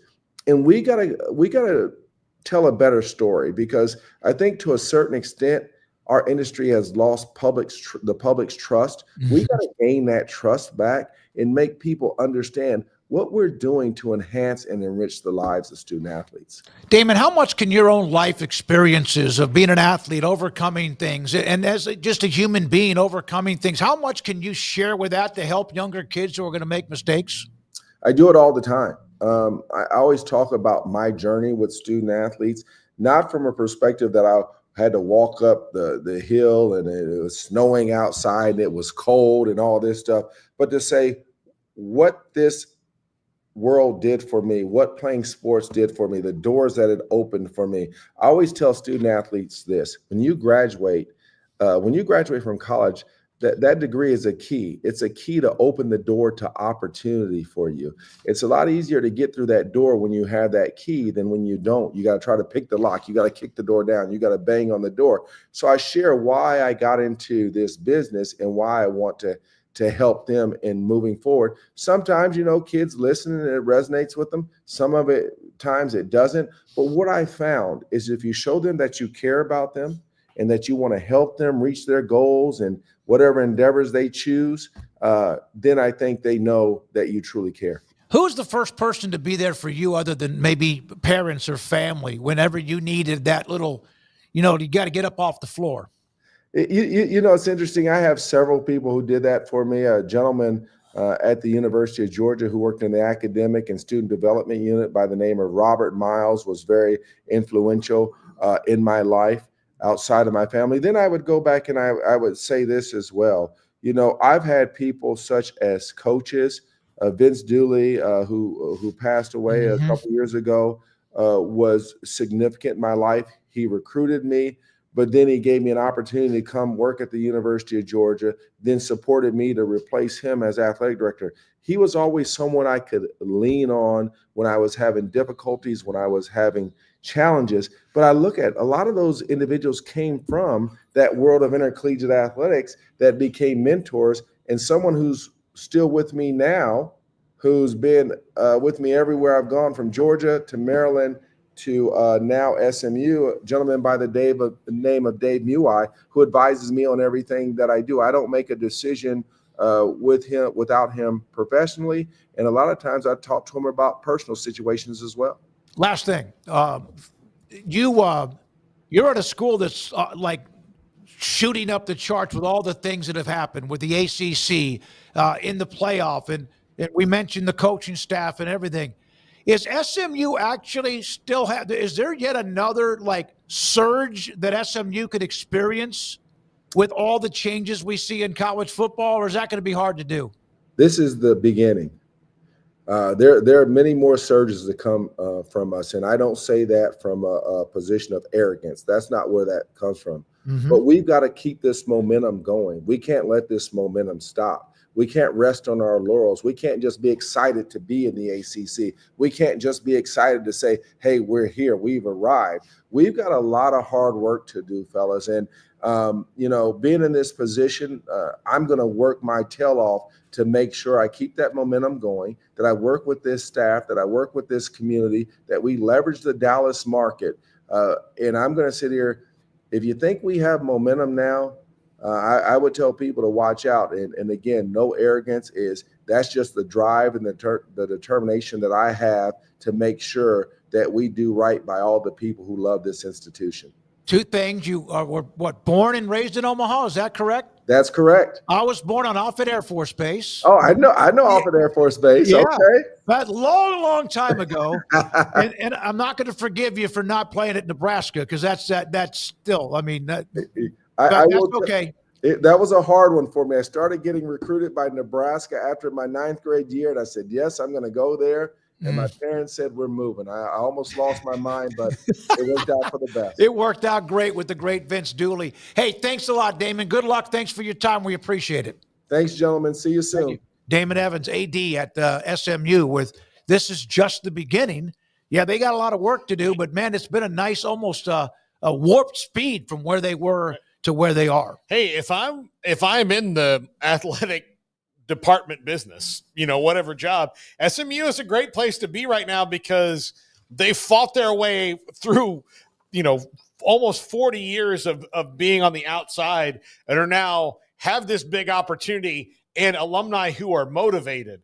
I can't tell you how many people came up to me when I was there at SMU, just saying, we are so fired up about being in the ACC. We are so excited about this.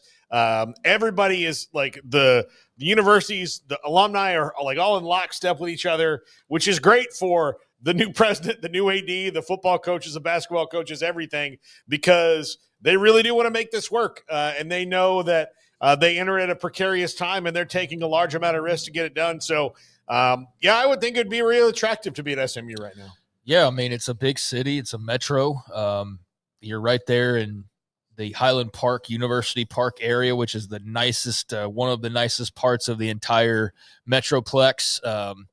The money from boosters is there, and you can sell facts, not dreams. Like, hey, we've got a coach that can take us to the college football play. No, you've done that already. Like, you just did that last year. You played for and could have, if a couple plays go differently, have won the ACC in your very first year in that league. So it's not like you're having to sell some long odds type of success. It's like, no, you were there last year.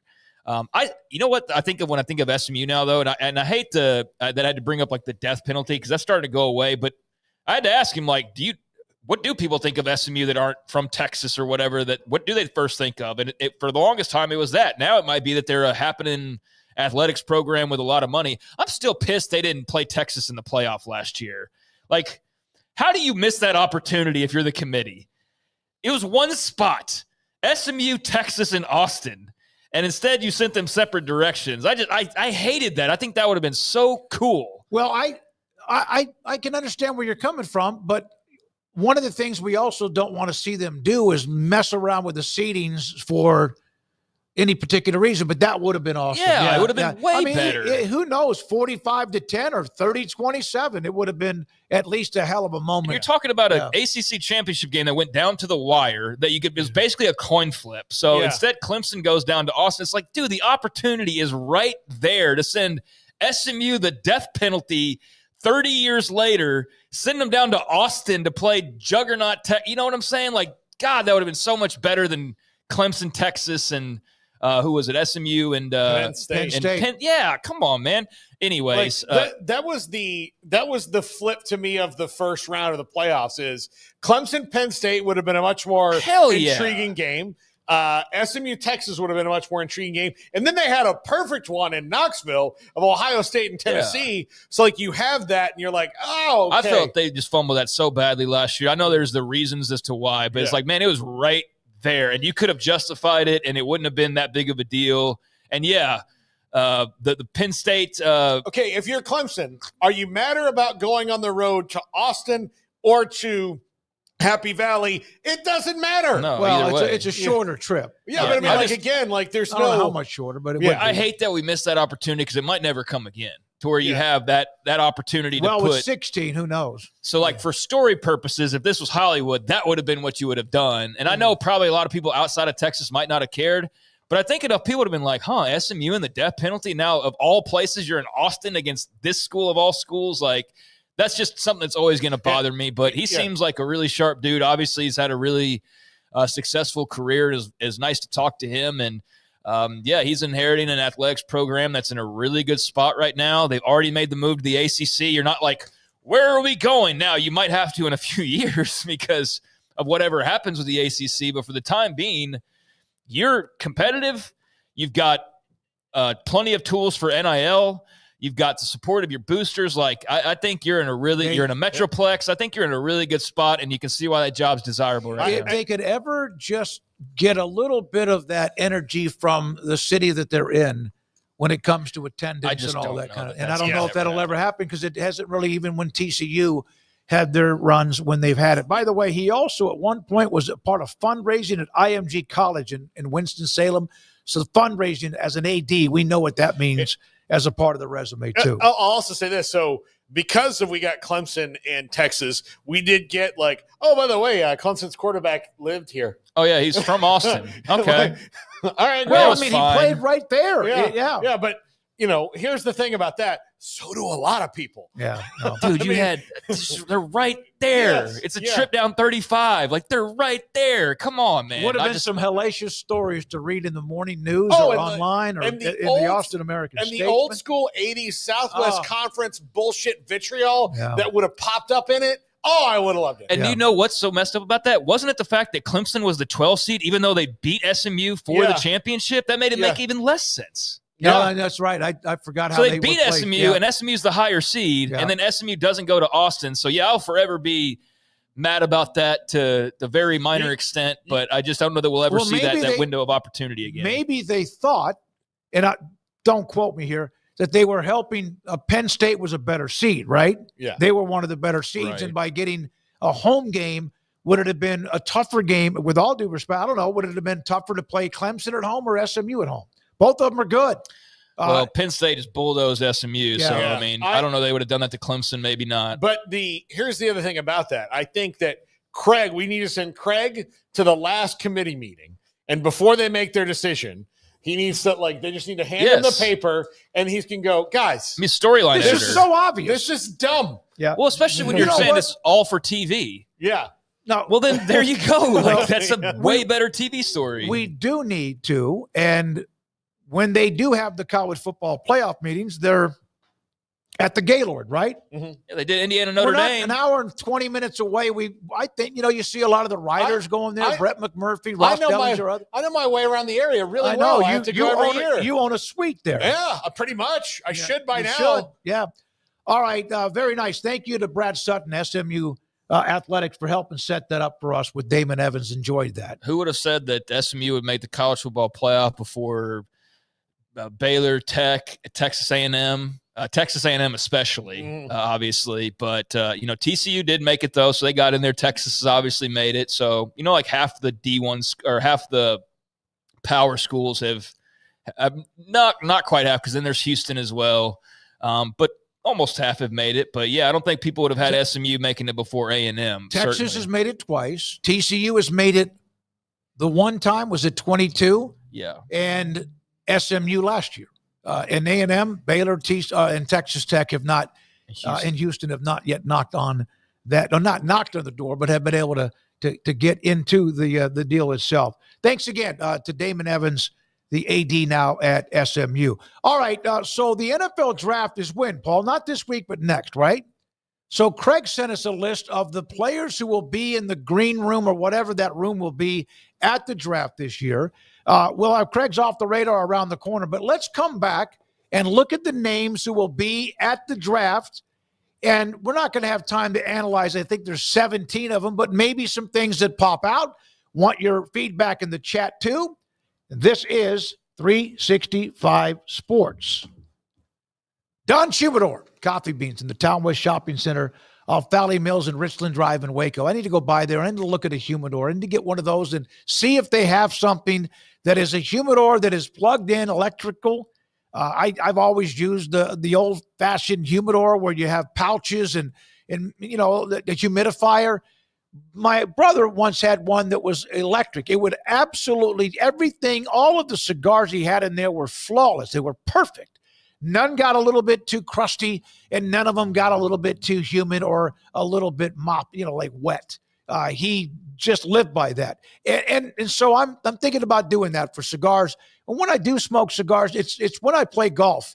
I don't do that really much more than that because I don't cook out as much as I used to. But I do like to smoke cigars. I got to tell you, Rocky Patel, an incredible man, but also an incredible cigar. Rocky Patel Edge, Torpedo Edge Light, the Rocky Patel, just the one that is just the light. It's fantastic. Had a couple of those over the weekend when playing a round of golf or two. Vita Dreams, the CBD at night. You take one or two and you learn how much. And the next thing you know, you fall asleep. You're not drugged. You're not knocked out. You just fall asleep and wake up, and you have not had to toss and turn for that extra 35 or 40. How many times when you wake up in the morning do you wish you still had 30 more minutes and you hit snooze 3 times? With Vita Dreams, you wake up almost all the time and you feel like you've had a full night's sleep. Don Humidor and Coffee Beans with Cheyenne and Joshua in the Town West Shopping Center between Richland Drive and Valley Mills in Waco.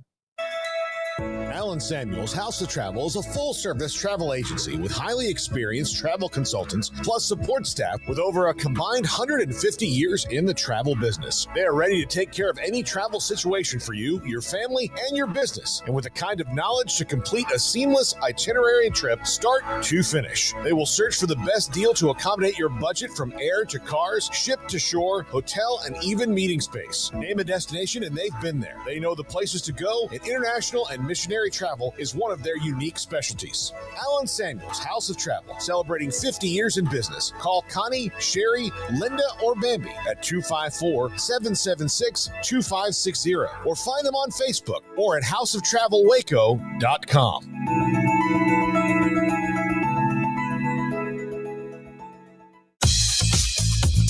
Baylor Scott & White Southwest Sports Medicine and Orthopedics, the team physicians for Baylor Athletics, diagnosing and treating all sports-related injuries, including concussions. These specialists also provide orthopedic services for athletes and non-athletes alike, whether it's knee or shoulder pain, a wrist injury, orthopedic spine care, and even an arthritis and total joint clinic. Trust the doctors Baylor Athletics trust. Baylor Scott & White Southwest Sports Medicine and Orthopedics wants to get you back in the game. With so many companies and policies out there, it gets so confusing shopping for insurance, and I never know if I'm getting the policy that's right for me. Luckily, I met the team at the Niche Group Insurance Agency. With the Niche Group, you can go to one company and get access to coverage options from many insurance carriers, and you get to speak to a real person about your specific coverage needs. With the Niche Group, I know I'm getting the right coverage at the right price. If you need insurance, talk to the experts at the Niche Group at 1-800-258-8302. Established in 2007 and independently owned, Alliance Bank Central Texas is committed to helping families and businesses meet their financial goals. From their tellers to their board of directors, they know the importance of superior service and competitive products. Customers have confidence knowing that their financial needs are in good hands. It's your bank, Alliance Bank Central Texas, with 2 Waco locations, 4721 Bosque Boulevard and 191 Archway Drive on Highway 84, and at alliancebanktexas.com. Member FDIC. An equal housing lender. Want to send a message to the show? Jump in the Rudy's Country Store and Barbecue chat room. 17 players will attend the draft. Where's it at this year? Green Bay. Lambeau Field. Well, every year it was in New York forever and ever. Then we were a part of when it started to change, Chicago, Nashville, Philadelphia. You and I went in New York, though. No, that's what I'm saying. We're a Radio City Music Hall. I'd love to go again. I would love to go again. It's a really, it's cool. The first night is really cool. The second night's cool too, but yeah, the first night's really cool. And now that they do it in these places, it's even better. I'm curious if it ever goes back to Chicago, where they would do it. The place they did it, the theater was beautiful that we were in, but it wasn't a place that you would normally wind up in Chicago. As we're now, like Craig went in Nashville. That was on the street though, right, Craig? Yeah, it was in Broadway. Mm-hmm. Yeah.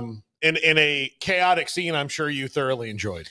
Yeah, I mean, it wasn't my thing. I'm not a partier these days. So yeah, Nashville was not my cup of tea necessarily. It was a cool city and everything, like food and atmosphere and all that. But I would have enjoyed myself a lot more if I was about 6 beers in and, sloppy and just there and having a great time. But I was there on work, so it wasn't really that kind of trip. Having it in Green Bay, Wisconsin is very unique. And I'm glad that they do roam around the country. I wonder if you do get the draft, will you get the Super Bowl one day? Because they're not going to do the Super Bowl in Lambeau Field. They're not going to be able to do it. So the answer to your question is no. I would think that if you get the draft, most likely not. I think that's what the Bears are trying to do with their new stadium. It's going to get a retractable roof, but like Cleveland, Kansas City, Cleveland's trying to build a dome. Yeah, Cleveland's trying to build a dome. All these places are trying to build that. If they build it, they will. Yeah. But like Pittsburgh won't get one. No, they won't. Although I don't know that Cleveland would still get a Super Bowl. Is that a Super Bowl city? You think? Well, I don't know. I think it's almost part of if you build a new stadium, you get the Super Bowl. I think that's one of the trade-offs. But I do think that like most of the time they're in Vegas and Miami and New Orleans and Tampa and LA, and then you're like, all right, this year, Cleveland. Right, exactly. Hey. No disrespect. Yeah. Just saying that it's typically like tourist hotspots. Yeah, it was the rotation for the longest time. Houston was a part of it back in the day when it wasn't like they were the most glorious or glamorous city for a while. Detroit got one when they built the stadium. And Minneapolis. There was a one-off. Yeah.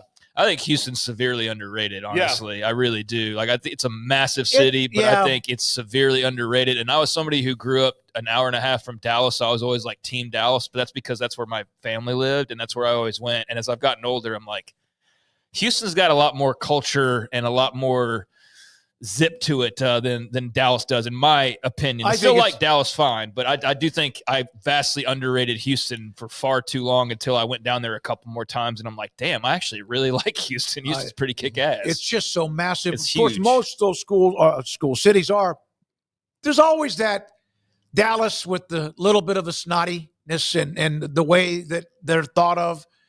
Is it because of the days of J.R. whatever his name, Hagman? God, you have Larry no Hagman. pop culture reference. Larry, like nothing. Like J.R. Ewing. Yeah, him and Hagman. Larry Hagman was J.R. Yeah, kind of but There's also I Dream of Jeannie. So Houston's had the Super Bowl twice or once. no, They've had it at least twice. At least twice. I mean, 3 times because they had it back when. I mean, my dad went when it was at Rice Stadium. We were there the last one. Oh, I'm talking about the new stadium. They did twice. Reliant. Yeah, no, twice. Rice Stadium was a monstrous stadium. Yeah, we went down there.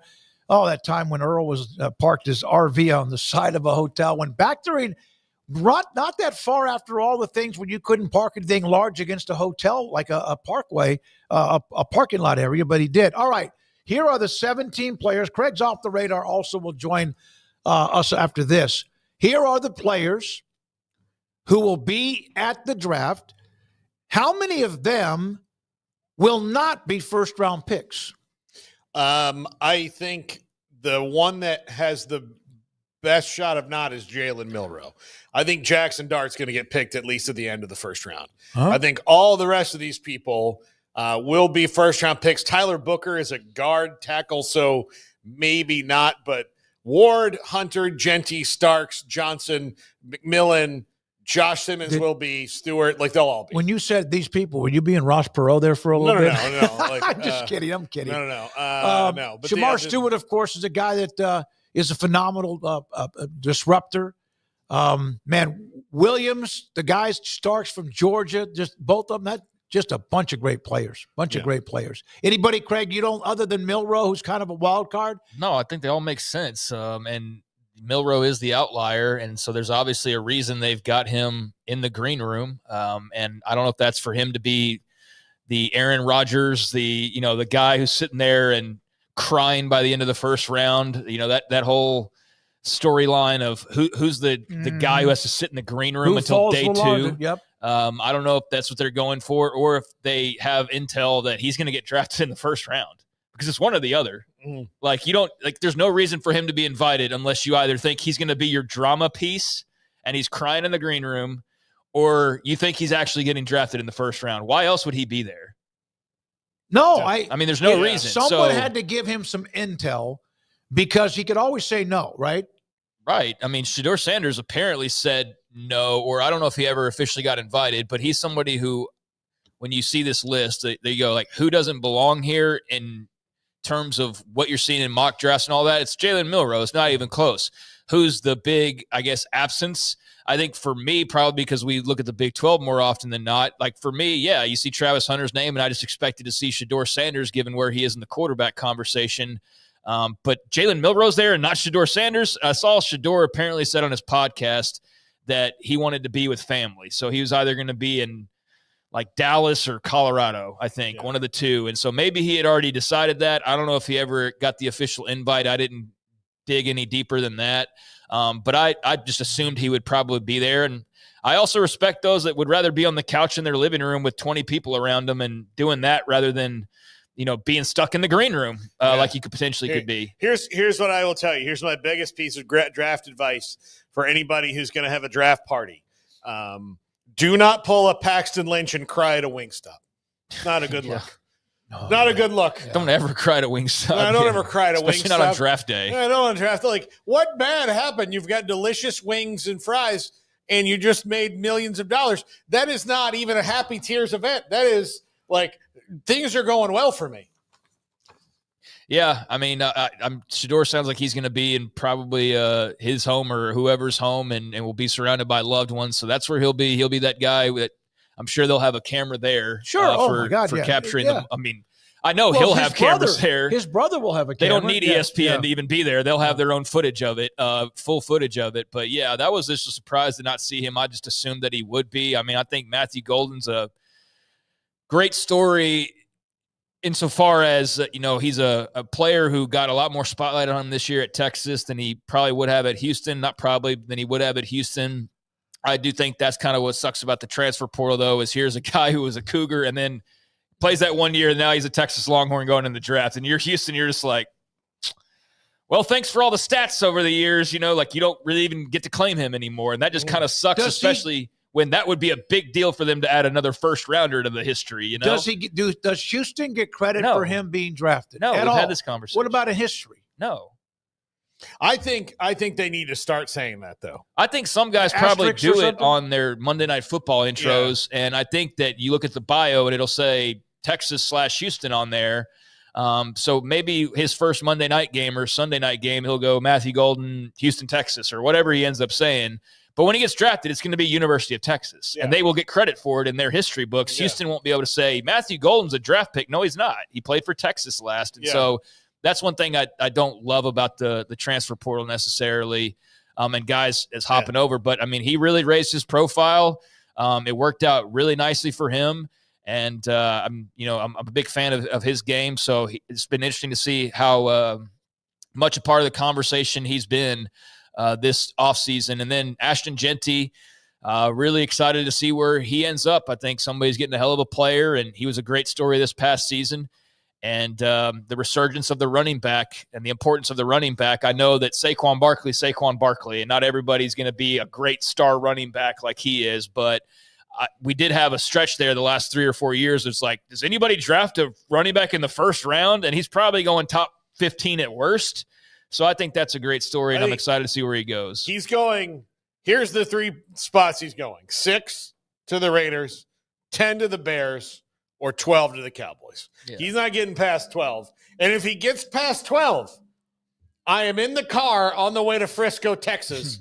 to be a lead story nationally? No, I'm gonna go in there and look, I can get a credential. But I'm gonna go in there and I'm gonna say, listen, you guys have to put me in a room with these guys right now because this is for the good of the city of Dallas and maybe the world that I have the words that I have to have. Well, nobody, a professional franchise in Dallas is going to screw up something, are they?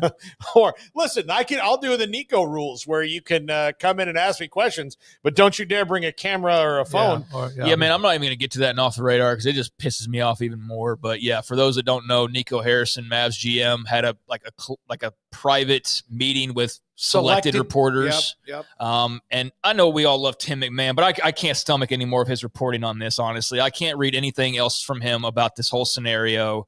I'm not reading that damn book.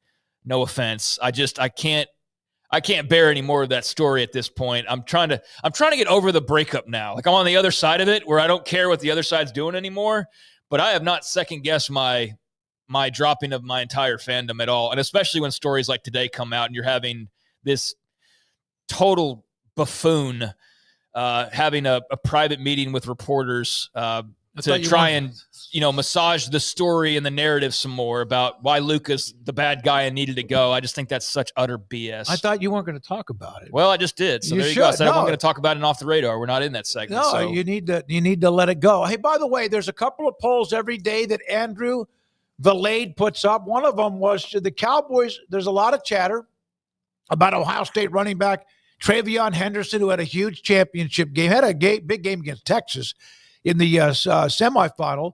And should the Cowboys, draft him? So right now, 32% say yes, 27% say no, 18% say they should trade down, and 20-something% say it's too early to decide. So about quarter of a percentage of across the board on all 4 of what Andrew put up as options. I don't think they should pick him at 12. I don't think they should pick Omari and Hampton at 12. I think that both those guys later on are fine. At 12, the only running back should be Genty. The only wide receiver, in my opinion, should be McMillan. If not those guys, and not Will Johnson, and not maybe Kelvin Banks, who I think would be the lineman there, or if Membu falls to him, fine. But other than that, I think they need to trade back. But, this is not. So who told Milroe? Somebody had to give him. There's somebody out there that's got hot and bothered with him. Well, and the thing is that teams will also trade back into the first round. Mm-hmm. For example, if Cleveland takes Abdul Carter and then wants to get a quarterback in the second round, they have the 33rd pick. It wouldn't surprise me to see them trade back into like 28, 29, 27 to go get Milroe or Jackson Dart. Yeah, I think Dart's the one that probably will be He'll be towards first, the last 8 to 10 picks. But the same thing, the Giants, Browns, and Saints to me, and maybe even the Jets, like those teams trading back into the first round wouldn't shock me. Especially like if you're the Eagles and you're 32 and you've got pretty much everything you need, like starter-wise right now, trade back to 36th pick and get a couple more. What an amazing experience that must be. We've seen the players, some of them that dropped and some of them that were drafted very early, and get to experience that great moment. Now, when we come back, Craig, smoking off the radar, we have a lot more to get to, including, there was a question, I thought it was brought up yesterday. We did not get to it. Maybe it was Paxton who said, if in fact Nico Iamaleava, now that he's gone, which Big 12 team would be interested in him? It's a year that the Big 12 and quarterbacks are loaded, but he's very good. And or which one has to be careful that Tennessee or others don't come after their guy? Just a discussion. We'll have that later on. This is 365 Sports. All right, I have it here in front of me because it's Marco's Pizza. Pizza lovers get it. I would not eat this. I've told Bob, the owner, I would not eat this, but they have cauliflower crust pizza.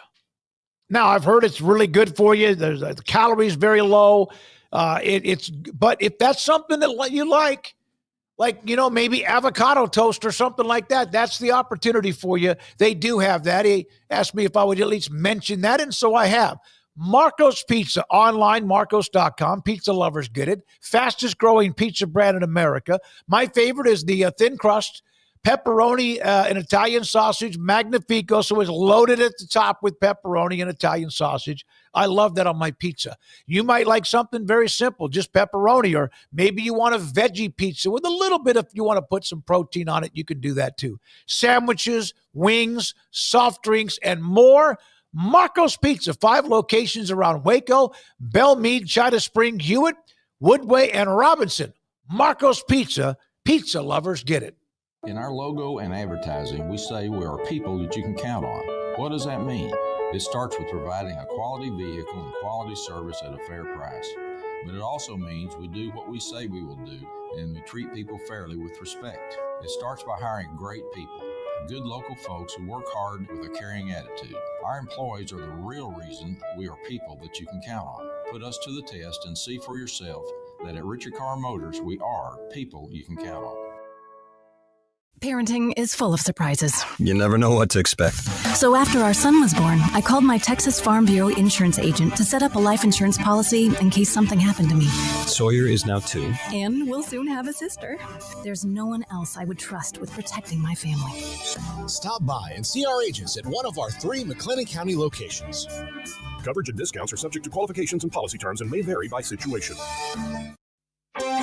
Developed by Startup Waco, a nonprofit organization, GXG is a program designed to support the entrepreneurial development of Baylor University student athletes through NIL activations. The program helps student athletes maximize their platforms and offers a comprehensive support system for them to create and grow new businesses that not only benefit themselves, but also uplift the local economy. Fans who wish to support student athletes can donate to GXG via the GXG NIL Fund, BaylorBears.com/GXG. Contributions to support NIL activations through GXG can be made at BaylorBears.com/GXG. For more information, follow at GXG_GreenXGold on social media and visit the official website www.gxg.startupwaco.com. GXG, empowering student athlete entrepreneurship and uplifting the local economy through NIL activations. Riverbend Liquor and Wine now has 2 locations to serve you. The original on Lakeshore Drive and North 19th Street, and the brand new spot in downtown Waco at 600 Franklin Avenue. If you're looking for the best in craft beers or local Texas bourbons, then the original is the place to be. And for the latest trends and online phenomenons, head downtown to the Franklin location. Either way, you're going to get the same great variety, customer service, and speedy experience. Check out both locations on their Facebook and Instagram pages. Riverbend Liquor and Wine, Lakeshore Drive and North 19th Street, and now downtown on Franklin Avenue.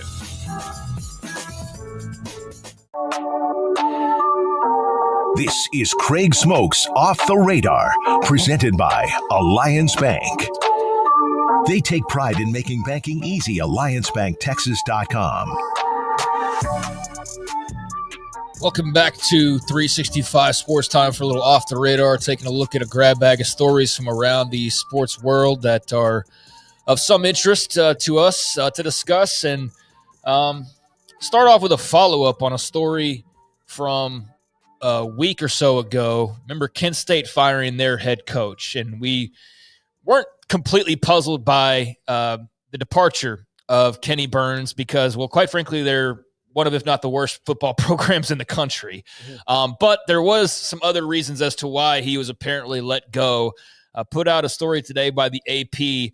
Multiple violations of his contract, including use of a personal credit card, were outlined as part of the reasons. There were 5 reasons to be exact of reasons for cause to fire him. But the first was, quote, significant, repetitive, and intentional violation or a pattern of conduct which may constitute or lead to a major violation as determined by Kent State University after appropriate investigation of policies and procedures regarding personal card expenditures. So he actually got sued last summer for nearly $24,000 in unpaid credit card purchases, which went past the $20,000 threshold that I guess kicked it up a notch because he didn't make payments and was past due, but he eventually made payment, and that case got dismissed. But that was what they outlined, was there were several personal issues, and one of those being the improper use there of the finances. So just to follow up on that, because that story just came out in the last hour or so. They were 0-12 last year, 5th winless season in school history. You could have just gone with that, but they will play Texas Tech this year, Florida State this year, Oklahoma this year. If you'll remember us going over that schedule randomly, I think it was a week or so ago. So good luck in trying to win a game. But more information there was just doing what you can't do as an employee. And so that is why Kenny Burns officially got the axe from not from the school, but from the investigation by reporters into that fire. Spell his first name with an I at the end of it. Yeah. Yeah, it was weird. I just remember that. Yeah. Well, I mean, they could have fired him for that too. No, I was going to say. I guess so. But no, I mean, it's one of the more bizarre ways to get fired, and then not to have any wins to fall back on and be like, look, hey, can you give me a break? I can do better. They're like, no, like you're not winning and you're doing all this shady crap. So we got to let you go. Yeah, pretty clear on that. But that story just come out. So just following up on the reasons as to why, pretty self-explanatory. Not that they needed anything beyond the wins or lack thereof and all of those losses. Meanwhile, we were just talking some draft and it came out yesterday that Cam Ward, who's very likely going to be the number 1 overall pick, has signed an endorsement deal with Under Armour. I have not found myself as interested in these types of things, maybe because I just don't see it as often as I used to, but he has inked a deal with Under Armour. Under Armour also signing deals with Luther Burden, South Carolina safety Nick Emenwari, wide receiver from Texas Matthew Golden, as well as Alabama offensive lineman Tyler Booker, all expected to be first-round picks. And there are other deals. Obviously, I haven't seen Nike and Adidas as much, but I'll pass those along when I get to them. But yeah, Cam Ward is going to be in Under Armour. I don't know do y'all guys wear a lot of Under Armour? I'm curious. The brand's it was spiking there years and years ago, and then it definitely went downhill for a while. And I don't know if they're trying to have a resurgence or not, but they're still in the sponsorship game. Jordan Spieth is the one I think about when I think of Under Armour. I think it's Steph Curry. Dozens of nice golf shirts. That's what I love to have. And I bet I have one of them that has an Under Armour logo on it. All the other ones are some of the new brands like Roback or Nike, others, but I don't have but the one Under Armour shirt for whatever reason. Yeah. Well, I don't know if it's just the logo. I don't know if I had like some for a while. It never. There's other brands that I. Well, I think when everybody else started doing dry fit and whatnot, it kind of took away the appeal of it. Was probably the first brand I remember really having the thin material, the meshy material on everything. And then it was like, well, Nike then put out dry fit, and Adidas had their version of it, and everybody pretty soon had their version of it. So it wasn't maybe as unique as it was initially. I still go to their stuff for like cold weather though. But everybody's also started doing that as well. I have a mock long sleeve type turtleneck that I do wear sometimes underneath the shirt when it's chilly, really, really cold outside. Yeah, so just a small thing, and that's what this segment's for. Is just Cam Ward is officially under an Under Armour deal, so don't be surprised to see him sporting that or some commercials around draft time. Meanwhile, last night. The WNBA draft. I know everybody was on pins and needles wondering what was going to happen. And for our full report, here's Paul Catalina. Paige Beckers went number 1. Sedona Prince did not get drafted. And that's because she's got issues. Yeah. What do you mean? Like girl issues or just? I mean, she's the one that had assault charges and stuff. Yeah, she got issues. Yeah. Multiple allegations. Hell of a player. Yeah, well, there were 5 Big 12 players taken, but you're right. UConn's Paige Beckers was the number 1 overall pick going to the Dallas Wings. Elsewhere in the first round, Haley Van Lith of TCU, drafted by the Chicago Sky. It's not fair. K-State's Serena Sundell went 26th overall to Seattle. West Virginia's J.J. Quinterly, 27th overall. She'll join Paige Beckers and the Dallas Wings. And then TCU's Madison Connor, 29th overall to Seattle. And Baylor's Aaronette Vonleh, selected 31st by the Dallas Wings. But obviously Van Lith, the high-profile star there, she goes 11 to Chicago. Guess who's on the Sky? Guess who's on that team? Angel Reese. And you wonder about the LSU connection because remember she was there for 1 year. Now Reese was gone, but that'll be interesting. That connection. Yeah, maybe so.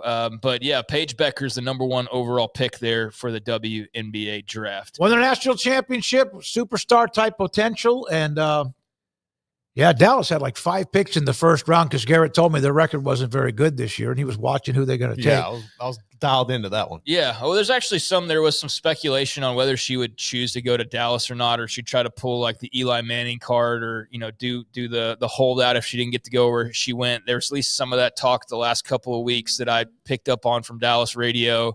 But I guess there was nothing to that ultimately. So yeah, that happened last night. 5 picks from the Big 12.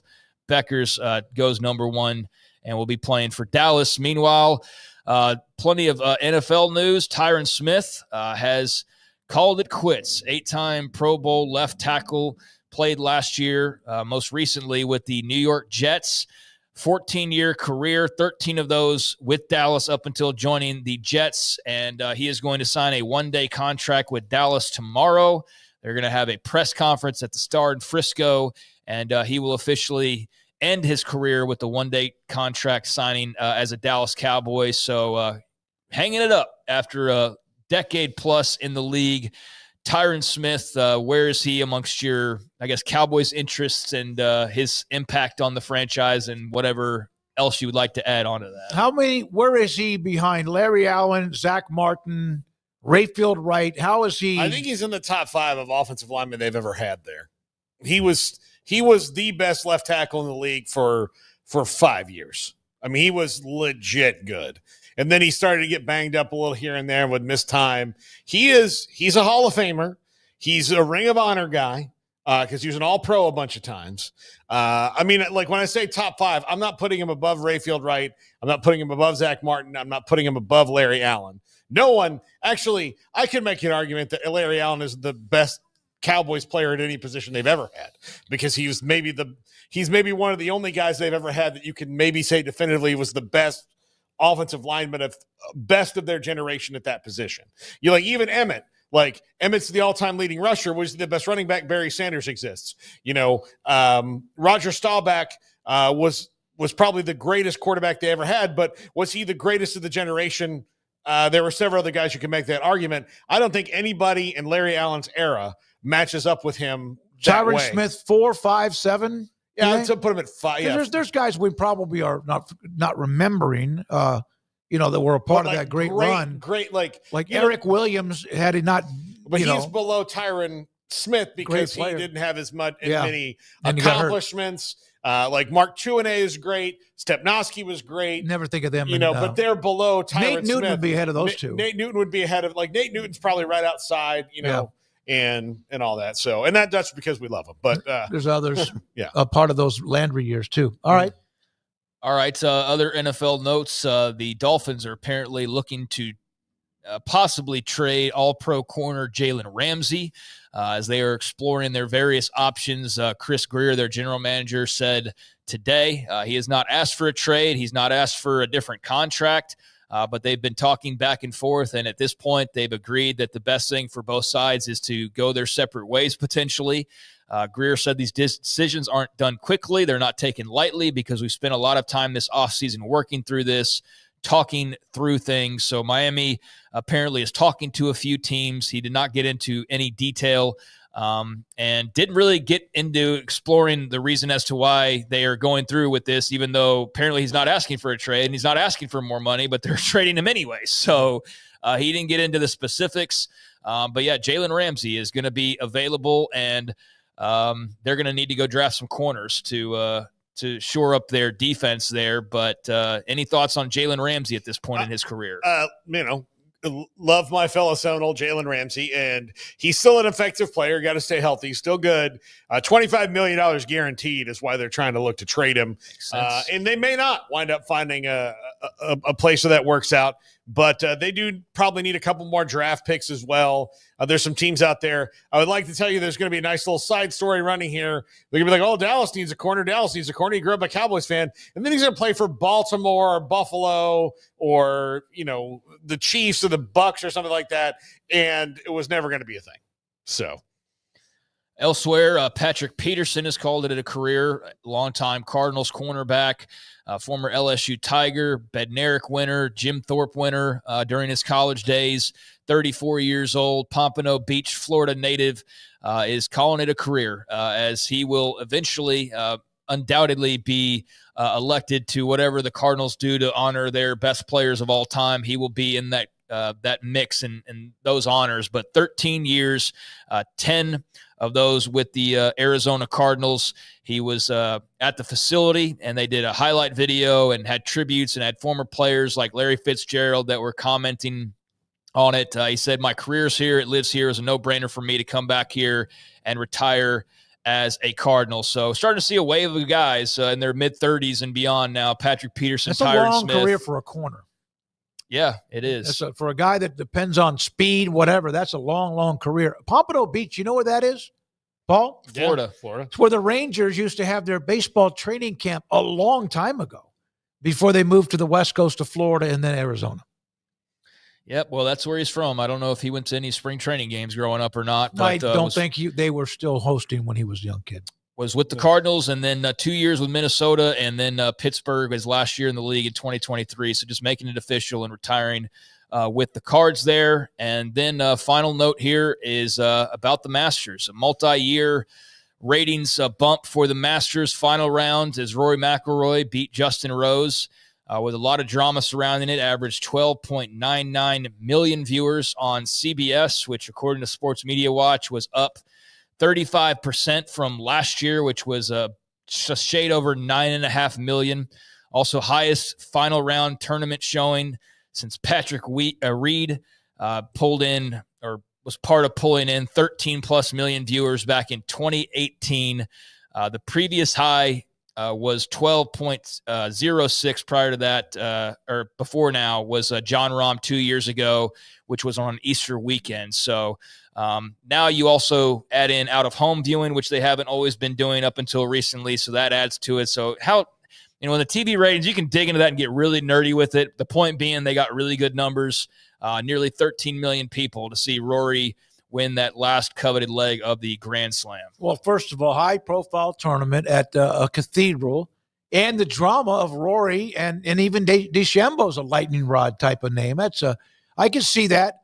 I found myself not getting a damn thing done Saturday or Sunday afternoon because you couldn't ever turn your head away from what was going on during the tournament. And yeah, I'm a golf fan. I love to play it, so maybe me more entrenched than others, but I was not surprised that they would have huge numbers. Not at all. Yeah, I'm not either. I mean, especially with the drama with Rory just in contention in the weekend would have been enough, right? If it was just Rory trying to get it, they would have had that story that pushes it. And especially since it wasn't a coronation. Like, I think sometimes when the ratings are down, it's because you look and it's like, oh, so-and-so is 5 strokes up on the rest of them. And the guy in second's lucky to be there, kind of a thing. And there's no way that, like, this last group is going to be like, all right, the other guy's putting now. The leaders left two holes ahead. Like get away. The second guy we had to put with him is walking with him, but we really don't care. Mm-hmm. Please putt and get out of the way so we can get to this. This was not that. This was one of the best, like, sporting event final rounds of anything I've watched. It was so great and so dramatic. And I know if you're not a golf fan, you can be like, how could that be? But holy crowd, an emotional roller coaster. It was nuts. And the drama was far greater than the 13+ million that was their final total number as far as the average goes, because at one point when it was at its peak drama, they had 19.9 million people watching for about a 15-minute window there towards the end of McIlroy's victory. So the highest quarter hour of Masters viewing since 2013, and Adam Scott won in the playoff. So pretty massive audience to see Rory and to see him to finally win the Masters, and a really great showing, I think, for those who care about the TV ratings and the networks, certainly. So, yeah, big number for the Masters, and no surprise given all the stakes. And there are a few things off the radar. One more note about Paige Beckers. So she's doing an interview, and she had never heard of the term Tex-Mex. Well, she's about to have her life changed. So, yep. Before I was asked about Tex-Mex versus barbecue, I was unfamiliar with the term Tex-Mex, so that's my pick. But Dallas, I'm excited to be here, new city, etc., but not familiar with Tex-Mex. She's from Minnesota. Yeah, well, I'm glad that her life's about to get better. I don't think that they probably have great Tex-Mex up in Minnesota. I'm just going to guess on Where that. do they have, out of the 50 cities, states, how many do you think really have great Tex-Mex? Well, I mean, it's not like only Texas has great Tex-Mex. You don't have it like in New Mexico? No, New Mexico, Arizona, California, Oklahoma, all their own thing. Like, so anywhere that's like touching or close to touching, that's it. I would say also, there's not just like it's just Mexican food. It's there's like Sinaloa and there's like all sorts of different areas. California Mexican is totally different than Texas Mexican. I love them both. It's very different. What's different about their red sauce? Well, they don't do that as much. Like, it's you have different things. They focus on different things. Tex-Mex is customized for the American palate. It is. Absolutely. Exactly. Isn't it usually beefy chicken and like it's meaty, whatever. It is. But at my wedding, across from the Alani, the resort we stayed, there was a Mexican restaurant, and my sister-in-law was dead set on going there that first night that we were all in Hawaii. And I told Amanda, I'm like, listen, I'm not gonna fight this, but I'm telling you, there's a lot of great restaurants in Hawaii. I'm not gonna vote for going to a Mexican restaurant. And I'm sure she wants to go. I said, also, you could tell her that they're gonna be here a couple of days after we leave to go to Maui, and they could go then. And they're like, no. Well, your sister always listens to you. Let's go. No, this is my sister-in-law. Oh, okay. My sister wasn't there. No, she wasn't there. She actually wasn't invited. So my sister-in-law was like, hey, we're going to this place. I hear it's great. And I said, the only thing I said is, I promise you it's not. And she goes, what do you mean? I said, do you know how far away this is from Mexico? I said, and she's like, I'd much rather have like Japanese food or something like that. She's from Indiana. They live in Indiana.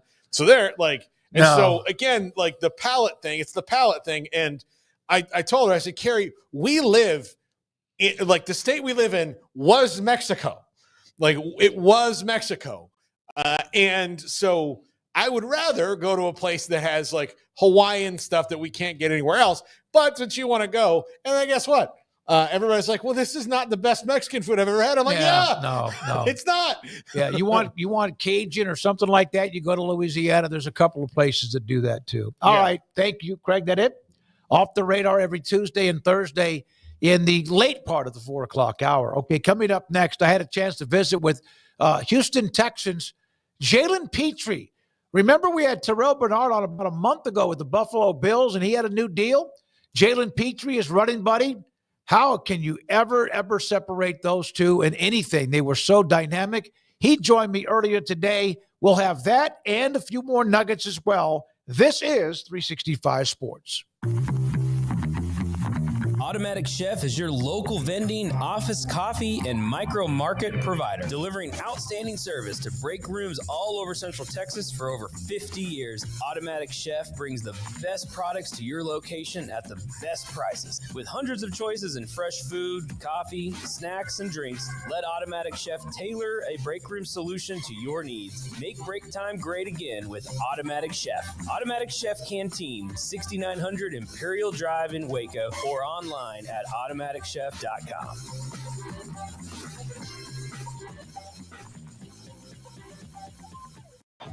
Baylor alumni are more than 160,000 strong. When we all join hands to support our university, we don't just move the needle, we move mountains. Working together, we create life-changing opportunities for students on the field, in the classroom, in the laboratory, and in life for generations to come. So get connected, get involved. Learn how at baylor.edu/alumni. There are 26 letters in the alphabet, over 600,000 words in the dictionary, and just 3 of them said together can change everything. Let's order pizza. Those 3 words lead to dough made from scratch and 3 fresh signature cheeses that blanket golden crust in a heavenly melt on Marco's Pizza that'll blow your mind. So visit marcos.com to order and stop by Marco's Pizza in Belmead, China Spring, Woodway, and in Robinson. Marco's. Pizza lovers get it.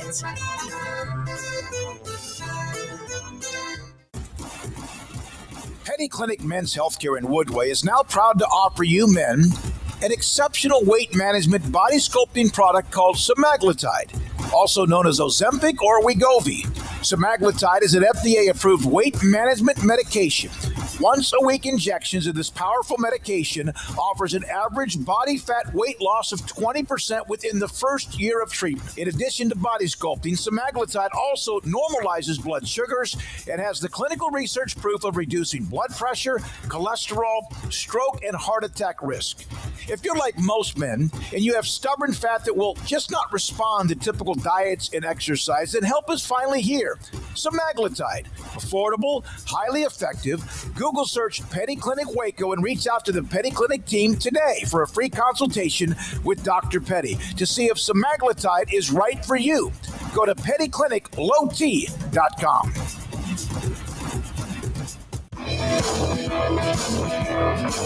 This is 365 Sports. Enjoying the show? Hit the like button and subscribe. Joined by Texan safety Jalen Petrie, former Baylor All-American. 365 Sports. It's good to see your face. Well, obviously, we start with what happened, in the last few days with the contract extension, what that means to you, the security, and also the Texans taking care of you for what you represent. For sure. I'm really thankful, really excited to get back to work and show them that I'm worth every penny. Was that something you expected, the business part of it now, or did that really come into play? I know that it's business and you got to make sure that everything stays on course. I wouldn't say expected, but, I knew that it was going to eventually come up. I just try to attack every day and show up and put the work in. And then, you look up and it's been 3 years and thankfully we're getting extended. So we're able to, play here a little longer, but definitely never, tried to think too much about it. Just tried to focus on the work. Jalen Petrie with us, the Texans and Baylor University. Terrell Bernard was on with us just, 2 or 3 weeks ago. That's your running buddy. And, of course, he had a contract that took care of him, too. Have you guys discussed that a little bit? We'll get out of business in a minute, but the fact that both of you got extended during basically the same time period? A little bit. We try not to talk too much about that type of stuff. We try to just, let that take care of itself. But extremely thankful, and I know he is as well. And I'm super proud of him because he's been nothing but motivation for me to continue going and continue to be, my best self. So shout out to TB for that. All right, he did tell me something. He said when you both were freshmen that you were in a team meeting, the strength and conditioning coach was talking, and he got you to kind of laugh out loud in the meeting and got you in trouble. Can you kind of give us a little reflection back on that time period? Yeah, it was plenty of those moments. Just, good times with my dog. And, I definitely got in trouble, and I definitely was the one laughing out loud a lot. So, but, I would go back and do the same thing for that. But it definitely was worth it because we definitely had a good time. All right, and so he told me you had to do punishment or whatever throughout that instead of working out with the team. Jalen Petrie with us. All right, 10-7, 10-7, knocking on that door. What are the expectations for Texans and the football fans and the organization moving forward to get over the hump? Just continue to swarm, continue to try to find new ways to do more, and show up every day ready to work. I think we don't try to, focus on the expectations. We more so process driven, making sure that we're coming up and showing up every day and letting these little increments, add up to big, gains. I think that's the biggest thing that we're focused on and how we're headed into next season.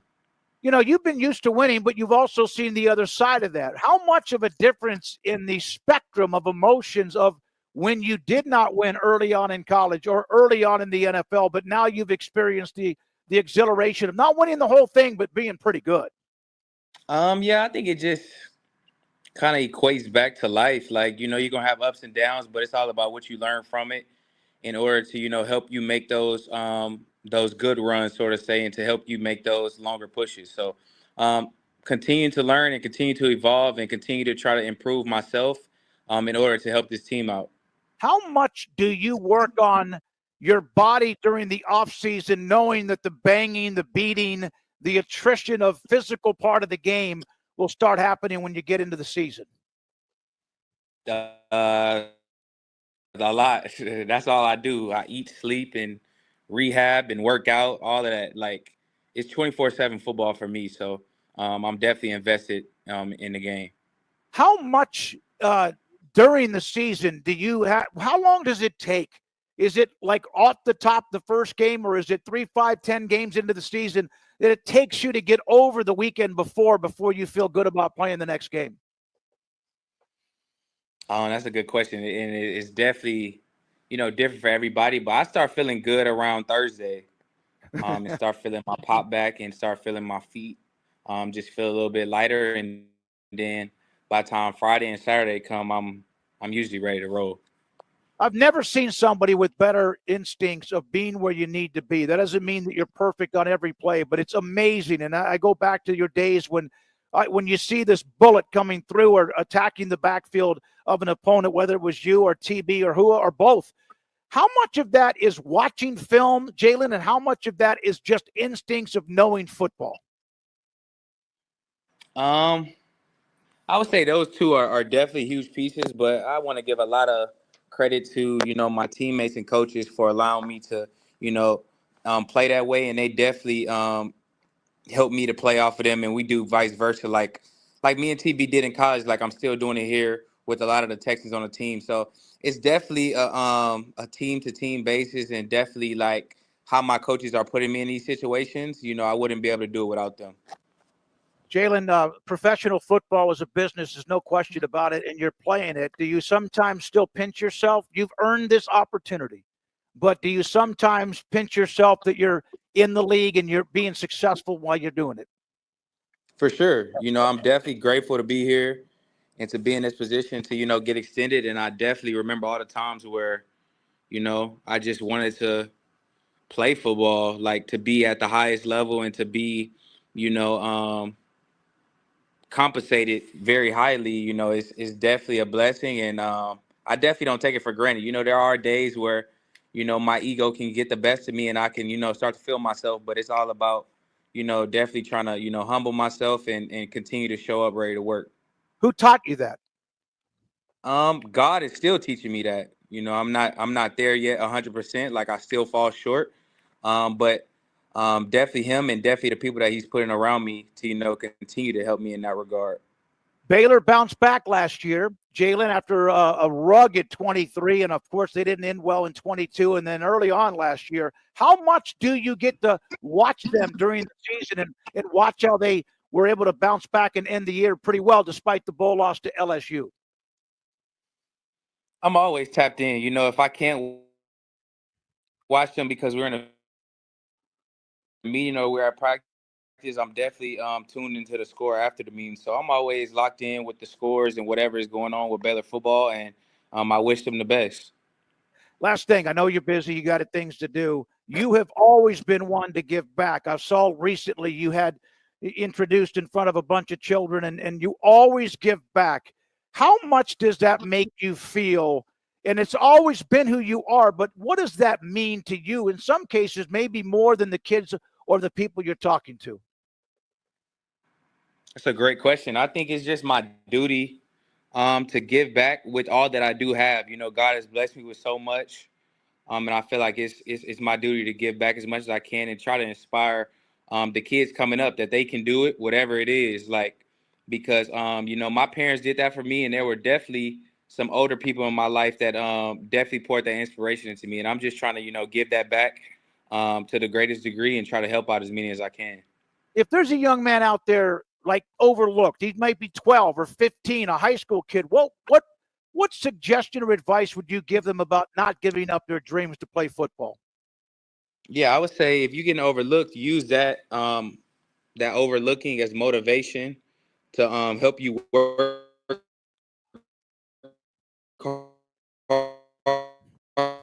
harder and help you do those tangible things, the offers, the money, the recognition. And then after that, it's about, making sure that you're using all the opportunities that you are given to the best of your ability. But it starts with, definitely doing more and working harder, because if you're not getting seen and you're getting overlooked, to be honest, it's your fault. So you just got to do more. And that's the route that I took. Jalen, it's always a pleasure to see you, talk to you, and have loved everything you've represented, buddy. Good luck. Congratulations on the contract. Good luck during the offseason, and we'll see you soon. Appreciate it. Yes, appreciate you, David. You. Jalen Peach, Houston, Texas, former Baylor All-American on 365 Sports. How did Edward Jones become one of the biggest financial service companies in the world? By not acting that way. Financial strategies, one-on-one advice, it's a big difference. And that's why Brad Wilson, your Edward Jones financial advisor, makes sense of investing. Experience the difference for yourself. Brad Wilson, 250 Sharon Drive in Woodway, 254-776-4337. Edward Jones, member SIPC. Pizza, burgers, and Bears football. There's no place around Waco that serves them all other than Bubba's 33. Come show your green and gold and enjoy some of Waco's best food and beverages while watching your favorite team, the Bears. When real Bears fans get hungry, Bubba's 33 is the #1 spot for ice-cold drinks, hand-stretched, stone-baked pizzas, and bacon-infused burgers. Join us for indoor or patio dining. Bubba's 33, Waco's restaurant and proud supporter of Baylor Bears football. Sick 'em, Bears. Do you or your kids get nervous about going to the dentist? Stonewood Dental, Dr. Steve Childress, he can help. I've spent a career taking care of patients who as children had bad experiences, and now they're adults that hate going to the dentist. If I get a kid at 3 years old and they come every 6 months and it's a happy experience, it's normal for them.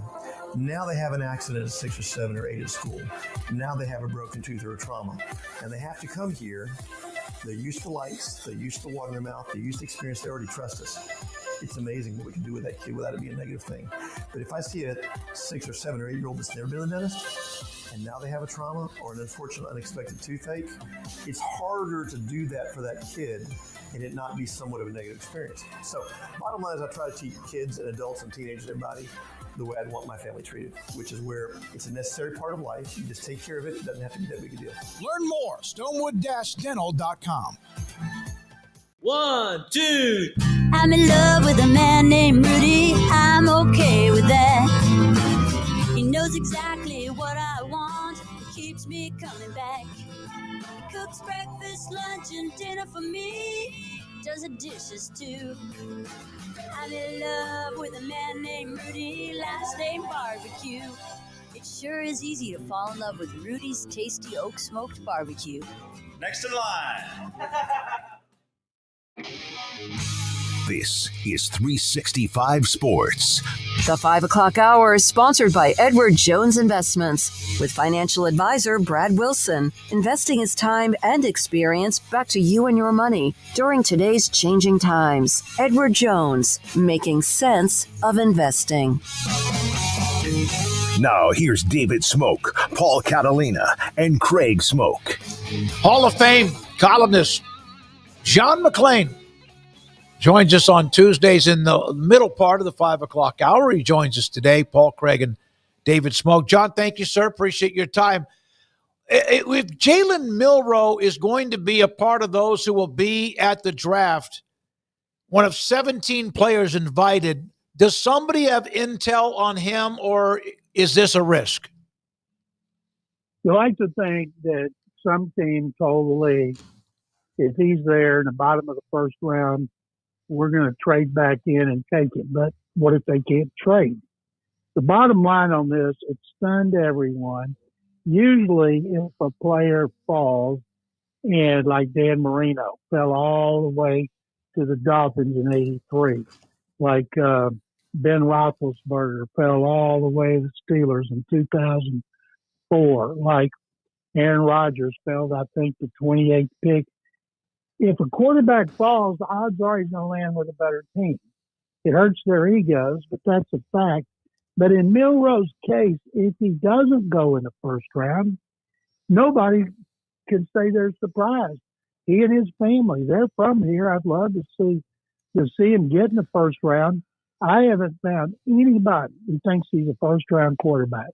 They say he's got the size, he's got a great arm, he can run like crazy, but he is not an NFL passer. Now, doesn't mean he couldn't develop into one, but all it takes is one team to think, I can make something out of this guy. But if he is not taken on Thursday, he shouldn't be like Will Levis and get mad and pack up and go home. He should be prepared to stay around and get picked in the second round. But what if he didn't go in the second round either? How bad would that be? He knows the pitfalls. So indeed, if it happens, he can't be surprised. He's got nobody to blame but himself. And remember, when you're a player who goes to the draft, they have all kind of things set up for you and your family. You don't just go to your hotel and go to the draft. Mm-hmm. They have things set up for you for days. I remember they used to be in New York City. They would take the family on a dinner cruise around Manhattan Island. I remember when LaDainian Tomlinson's family from Waco was there, and it was beforehand, and all of a sudden they started leaving. And I'm like, holy, you know what? I got to go see what's happening with Tomlin and his family. And they went outside, and they went over to a big sign, kind of a statue sign that said Madison Square Garden. And they wanted to get their picture taken there before they went back to Waco. And so they just have all kind of things. Maybe he just wants this experience for his family. You never get another chance. That's the key. John, what would you do with Travis Hunter if you were the team that drafts him? Would you let him go full tilt both ways, or how would you approach that? Well, first of all, today he said if they didn't let him play both ways, he's going to quit. Yeah, now, sure. How immature is that? He had done really well on keeping his yap shut up to this point.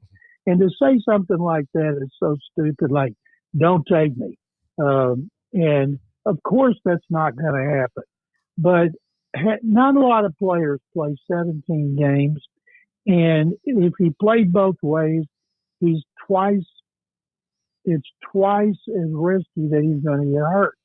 If you acquiesce and let him play full time, say he's playing corner in the fourth 2 minutes left, a receiver who ordinarily wouldn't beat him deep, beats him deep because he's been on the field for so many plays. I think at best what he's going to get, and I think he should play corner because getting a lockdown corner is much more difficult than getting a wide receiver. There's receivers all over the NFL from almost every round who excel. A lot of it depends on the quarterback, but he is a lockdown corner as well. So I would play him at corner. And when I needed multiple receivers, then I would use it. He might get the ball and he might not. But he's got to get his ego in check, like a lot of them still do.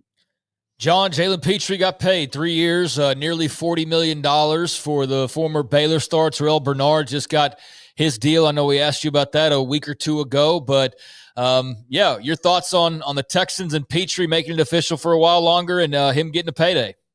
He got $23 million guaranteed, and last year he was playing really well, playing in the slot where he played a lot at Baylor, and then he blew out a pec muscle, and that's no big deal, even though you don't get to play anymore, as long as it's not your shoulder because you're hitting a lot or one of your wheels where you got to run. You know, he's coming back. And he and his family, I texted his daddy, Rick, who's a great guy, and congratulated him. Of course, they're excited. If everything goes according to plan, hopefully he'll sign another one. And the Texans secondary is shaping up as one of the best in the NFL. Getting two players like they did last year in cornerback Kamari Lassiter and safety Kalen Bullock, and then having Derek Stingley, who just signed an extension. And then again, Chauncey Johnson-Gardner from the Eagles, who had 6 interceptions for the Super Bowl champion.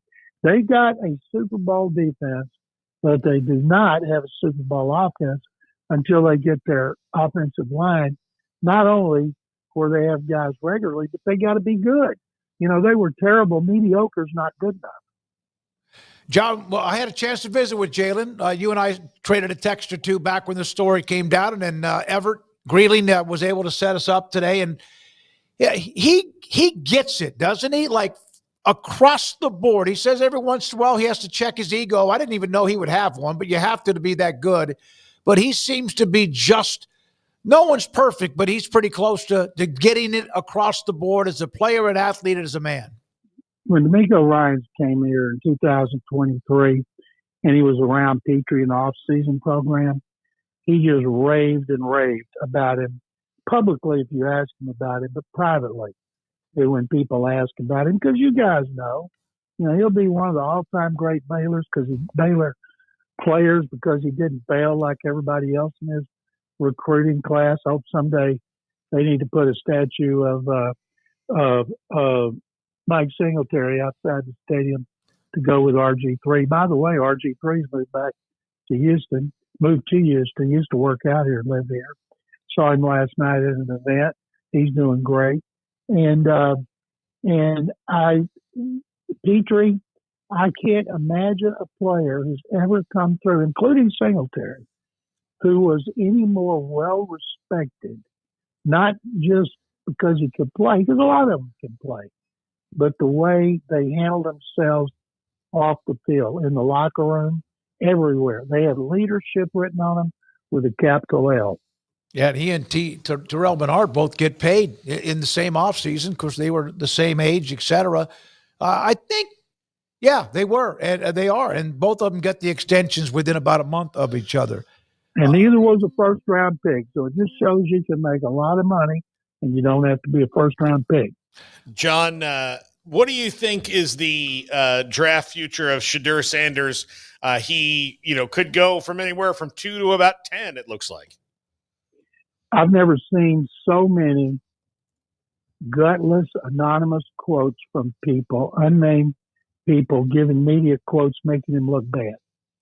And I don't understand it. Anybody can say anything. Have the guts to put your name on something if you're going to tear down a kid who's 21 years old. I've always thought like that, but it's the way of the journalism world. I don't even know if I call it journalism anymore. But I hope if he falls, like Dan Marino went to the Super Bowl contender and went to Super Bowl his second year with the Dolphins. Big Ben replaced touchdown Tony Maddox, went 10-0 and lost at home to the Patriots in 2004 as a rookie. Look at Aaron Rodgers, how far he fell. He was almost in tears, and he had to go to Green Bay, and he won a Super Bowl. So if Shedeur Sanders falls, the likelihood he's going to end up with a better team. I think the Giants going to Boulder to work him out Thursday, which makes no sense whatsoever. because what could they not know? Now, if they wanted to talk to him and look him in the eye and say, look, son, we're going to draft you, but we're not a good team right now. You're going to get more lumps and bruises like you did here. Can you handle it? Can you handle the New York media? What's your daddy going to say if you're not starting? What's your daddy going to say if you're playing poorly? And maybe they wanted that, or maybe they went up there to try to make the Saints think they're going to draft him, and the Saints call him and say, oh boy, we better give you 2 number 1 picks so we can move up. That would be pure genius. Nobody's used genius and Giants in the same sentence as Bill Parcells was there winning the last Super Bowl in 91. John, with Tyron Smith announcing his retirement, he's going to sign like the little one-day deal with Dallas. Did Dallas have 2 future first-ballot Hall of Famers retire this offseason? Well, I'd say absolutely not. How many years has it been since he played a full season? Fair enough. Long time. Zach Martin, yes. But I don't look at, this is my opinion, Smith is one of the all-time great tackles. I'm not saying he's not going to make it, but I don't think he'll be a first-ballot Hall of Famer. But Zach Martin, absolutely. Will Patrick Peterson be a first ballot? Yeah, he's a 3-time All-Pro, 8 Pro Bowls, all-decade. Yeah, Pro Bowls don't. Yeah, Pro Bowls I don't know. mean what they used to. You'd be a 4th alternate and go to the Pro Bowl. Yeah, It's I more know. about the All-Pro team, All-Decade team. Patrick Peterson he'll have a chance. He'll be talked about. Maybe Right. I'd have to hear more evidence since I didn't cover. Yeah, all-decade team, which is a big deal. But at the same time, to play that long at that position says quite a bit, because that's a position you lose a half a step, man, and everything is just not the same. John, thank you very much. Last night, real quick, Yes, last night I was at an event. The Brothers in Arms, Warren Moon, Andre Ware, and Vince Young have an organization for charity to raise money for kids who were in single-parent homes like each of them were. And they had a fundraiser. And then today they had a golf tournament. And one of the players there, sitting at my table talking to Robert, Dr. Doom Brazil, Hall of Fame linebacker from the Oilers, was a corner who made the transition to safety and played great and is in the Hall of Fame. That was Rod Woodson. And you see corners today, it's an insult. If you ask them to move to safety, they'd rather get beat and cost their team to move. Rod Woodson and Charles Woodson are the greatest examples. And when I saw Jalen Ramsey once out of Miami, that's a player probably ought to think about going to safety, but I bet he doesn't. Thank you guys very much. And Sick 'em Bears. There's John McClain, Hall of Fame columnist, covered everything you could imagine about the NFL with us on 365 Sports. Garrett Ross is wearing a Roberto Clemente. Is that like a knockoff or what? It's a throwback. Throwback jersey. The great number 21. I told Garrett about the story that the Pirates put up a new sponsor's logo in right field in the corner. And when they did, they took down the Clemente sign and kind of forgot about it. And I don't know, somebody had to have made a bad mistake, but they put it back up. Well, I think, and again, we're never going to get the full details on it because I'm like, oh, it was just an oversight, like, oh, damn, Carl, we told him to put the thing up and, it's fine. Nobody can find Carl. Yeah, that's what they did. I have a feeling that whatever the sponsor was that went up there would be like, hey, we would like to do commerce in Pittsburgh, which is why we're advertising with you. We would not like to take up the space of one of the most beloved athletes in the history of this city and of the nation of Puerto Rico for sure. Absolutely. But there are people that, because of that Pirates team, those teams that he was on, didn't live in Pittsburgh, but because he was so famous and so part of so many great teams. He was part of the new wave, the Dominican and, like you said, Puerto Rico, et cetera, area that fed the Major League Baseball rosters. He is one of the most popular players in the history of Major League Baseball. Absolutely. And you don't, and he stood for much more than baseball. Yep, and died doing it. Yeah, exactly. Yeah. So that's not like, oops, we accidentally pulled this random jersey down. If it would have been Al Oliver, Steve Blass, maybe even Dave Parker, but not Clemente and Stargell. No, you can't do that. Yeah. All right. We will have Paul's top 5. We'll look at the polls today and see how everybody reacted to them. And tomorrow, Christy Dosh of Forbes magazine, who's a legal writer, picked the brain of a lot of different attorneys that do different parts of sports law, et cetera. And she will join us tomorrow on where college football and sports is right now. And this is, we appreciate your time, 365 Sports.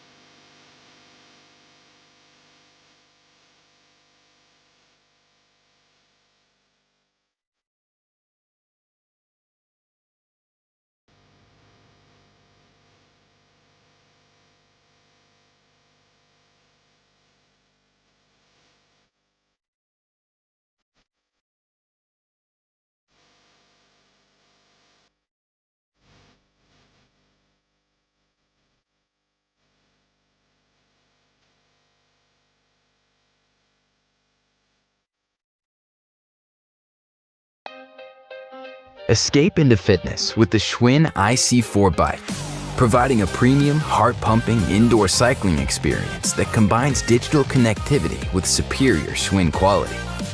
The IC4's smooth, quiet ride features magnetic resistance with 100 micro-adjustable resistance levels, an intuitive resistance knob, a beautiful backlit LCD display, adjustable race-style seat, dual-link pedals with toe cages, and a pair of 3-pound dumbbells with easy-reach cradles.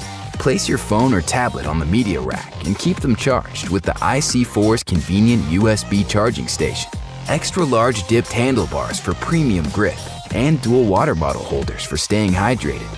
The Schwinn IC4 comes with a slim, comfortable, Bluetooth-enabled heart rate armband that continuously monitors heart rate to help you stay within your target zone. But the best part about the IC4 is premium digital connectivity. Digitally immerse yourself in a world of virtual races, exotic locales, and stunning trails from around the globe.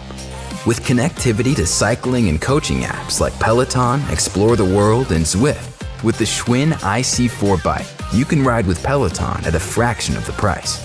Don't limit yourself to one digital experience. Pedal through dozens of scenic destinations, controlling your pace by speeding up or slowing down. Fitness was never meant to be put in a box, and neither were you. Escape the everyday with the Schwinn IC4 bike, your ticket to a life well lived.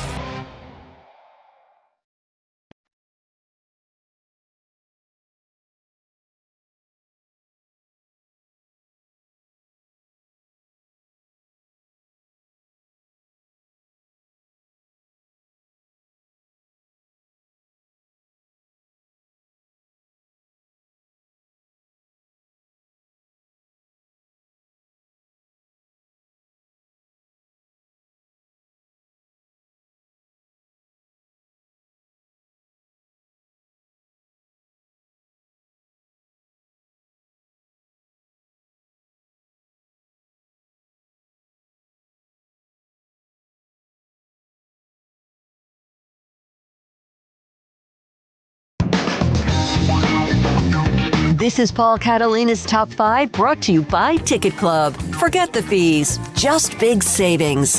Click the link in the description to find out more. Welcome into the Top 5. It's time, since we are just over a week away from draft day, Paul's second annual mock draft. Now, a couple of things. We're going to go in order from 1 to 32, which means that the last one will be more of a top 7. But this one, instead of going 5 to 1, we're going to go 1 through 5 because that's how the draft works. I'm not going to count up. We're going to count down. So to start off, for the Captain Obvious Award, Tennessee, Cam Ward, quarterback, Miami. The Titans need a quarterback desperately. More than anything, and this is someone who can bring some excitement to their future. Pluses, great arm, super athletic, moves around the pocket really well. Minuses, throws a lot of interceptions. But if Brian Callahan knows what he's doing, and he's been a very good quarterback coach for a lot of years now in the league, for a good chunk, he can improve Cam Ward, and the Titans can get better and get much needed relief at that position and then start to build around Cam Ward. Number 2, Cleveland, Abdul Carter, defensive end, outside linebacker, Penn State, maybe the most fearsome player in this draft overall.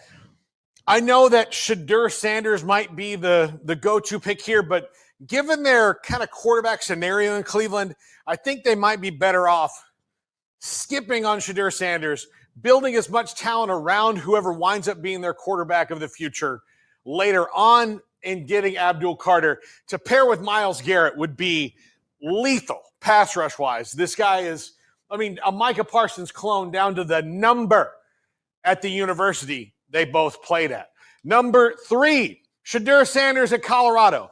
I know there's a lot of talk that he could fall to even as far as 9 with the Saints. Even with Russell Wilson and Jameis Winston coming in, I just can't see the Giants passing on a guy who could be their franchise quarterback for years to come and bring as much positive vibes as Shedeur would bring to the Giants. That being said, if this pick is Travis Hunter or Will Campbell or someone else, also wouldn't surprise me that much, but I just think the Giants cannot pass him up because you do not know where you're going to be drafting next year and you do not know who's going to be available. But if they genuinely don't like Shedeur Sanders, then they'll pass on him, which will create an interesting situation. I'm also doing this draft right now with no trades because it's just easier that way, and it's hard to predict. And this year, I don't think there's going to be as many because a lot of this is more straightforward, need-based draft. Number 4, the Patriots, Travis Hunter, wide receiver, cornerback, Colorado. Now, they could go offensive line, Armand Membu or Will Campbell or Mason Graham, defensive tackle from Michigan. They can do all those things. Will Johnson, a cornerback from Michigan, is a very Patriots-type pick, even in the new Mike Vrabel era. But I don't think that this guy gets past 4, whether it's New England or somebody else picking him, because he is the most talented player in this draft. He's a unicorn. If you have an opportunity to get a unicorn, go and get him. He would, like any team, a dream to have a guy like Travis Hunter and the potential around him. I think Mike Vrabel's this smart. I think he gets Travis Hunter, and he is a budding star in New England. And he helps Drake May, and he helps the defense. 2 for 1 on Travis Hunter. And finally, number 5, Mason Graham, defensive tackle, Michigan, to the Jaguars. I know I didn't put Jacks in front of the number, but this is the best defensive tackle in the draft. It's a huge need for the Jags. They build their fronts very well. Also wouldn't be surprised to see Will Campbell or Armand Membu here, but I am betting dollars to donuts that the position that they draft here is offensive tackle or defensive line. That's what's going on here. They're going to go big up front. I'm talking front 5 on offense, front 7 on defense. That's what they need to do and focus on. And if it is a tackle or somebody to protect Trevor Lawrence, be a shock either here for the Jags, but they need to get some pressure on defense, some run stopping on defense. Mason Graham, best defensive tackle in the draft, a superstar player for the Wolverines on their national championship team. and last year. He's probably the best defensive tackle in a long time they've had coming out. And they had Mozzie Smith, who was a first-round pick 2 years ago, been a bit of a bust for the Cowboys. Kenneth Grant also coming out this year, second or third-round pick for him, probably second, because he's very good as well. But Mason Graham, number 5, pick 6 through 10 tomorrow.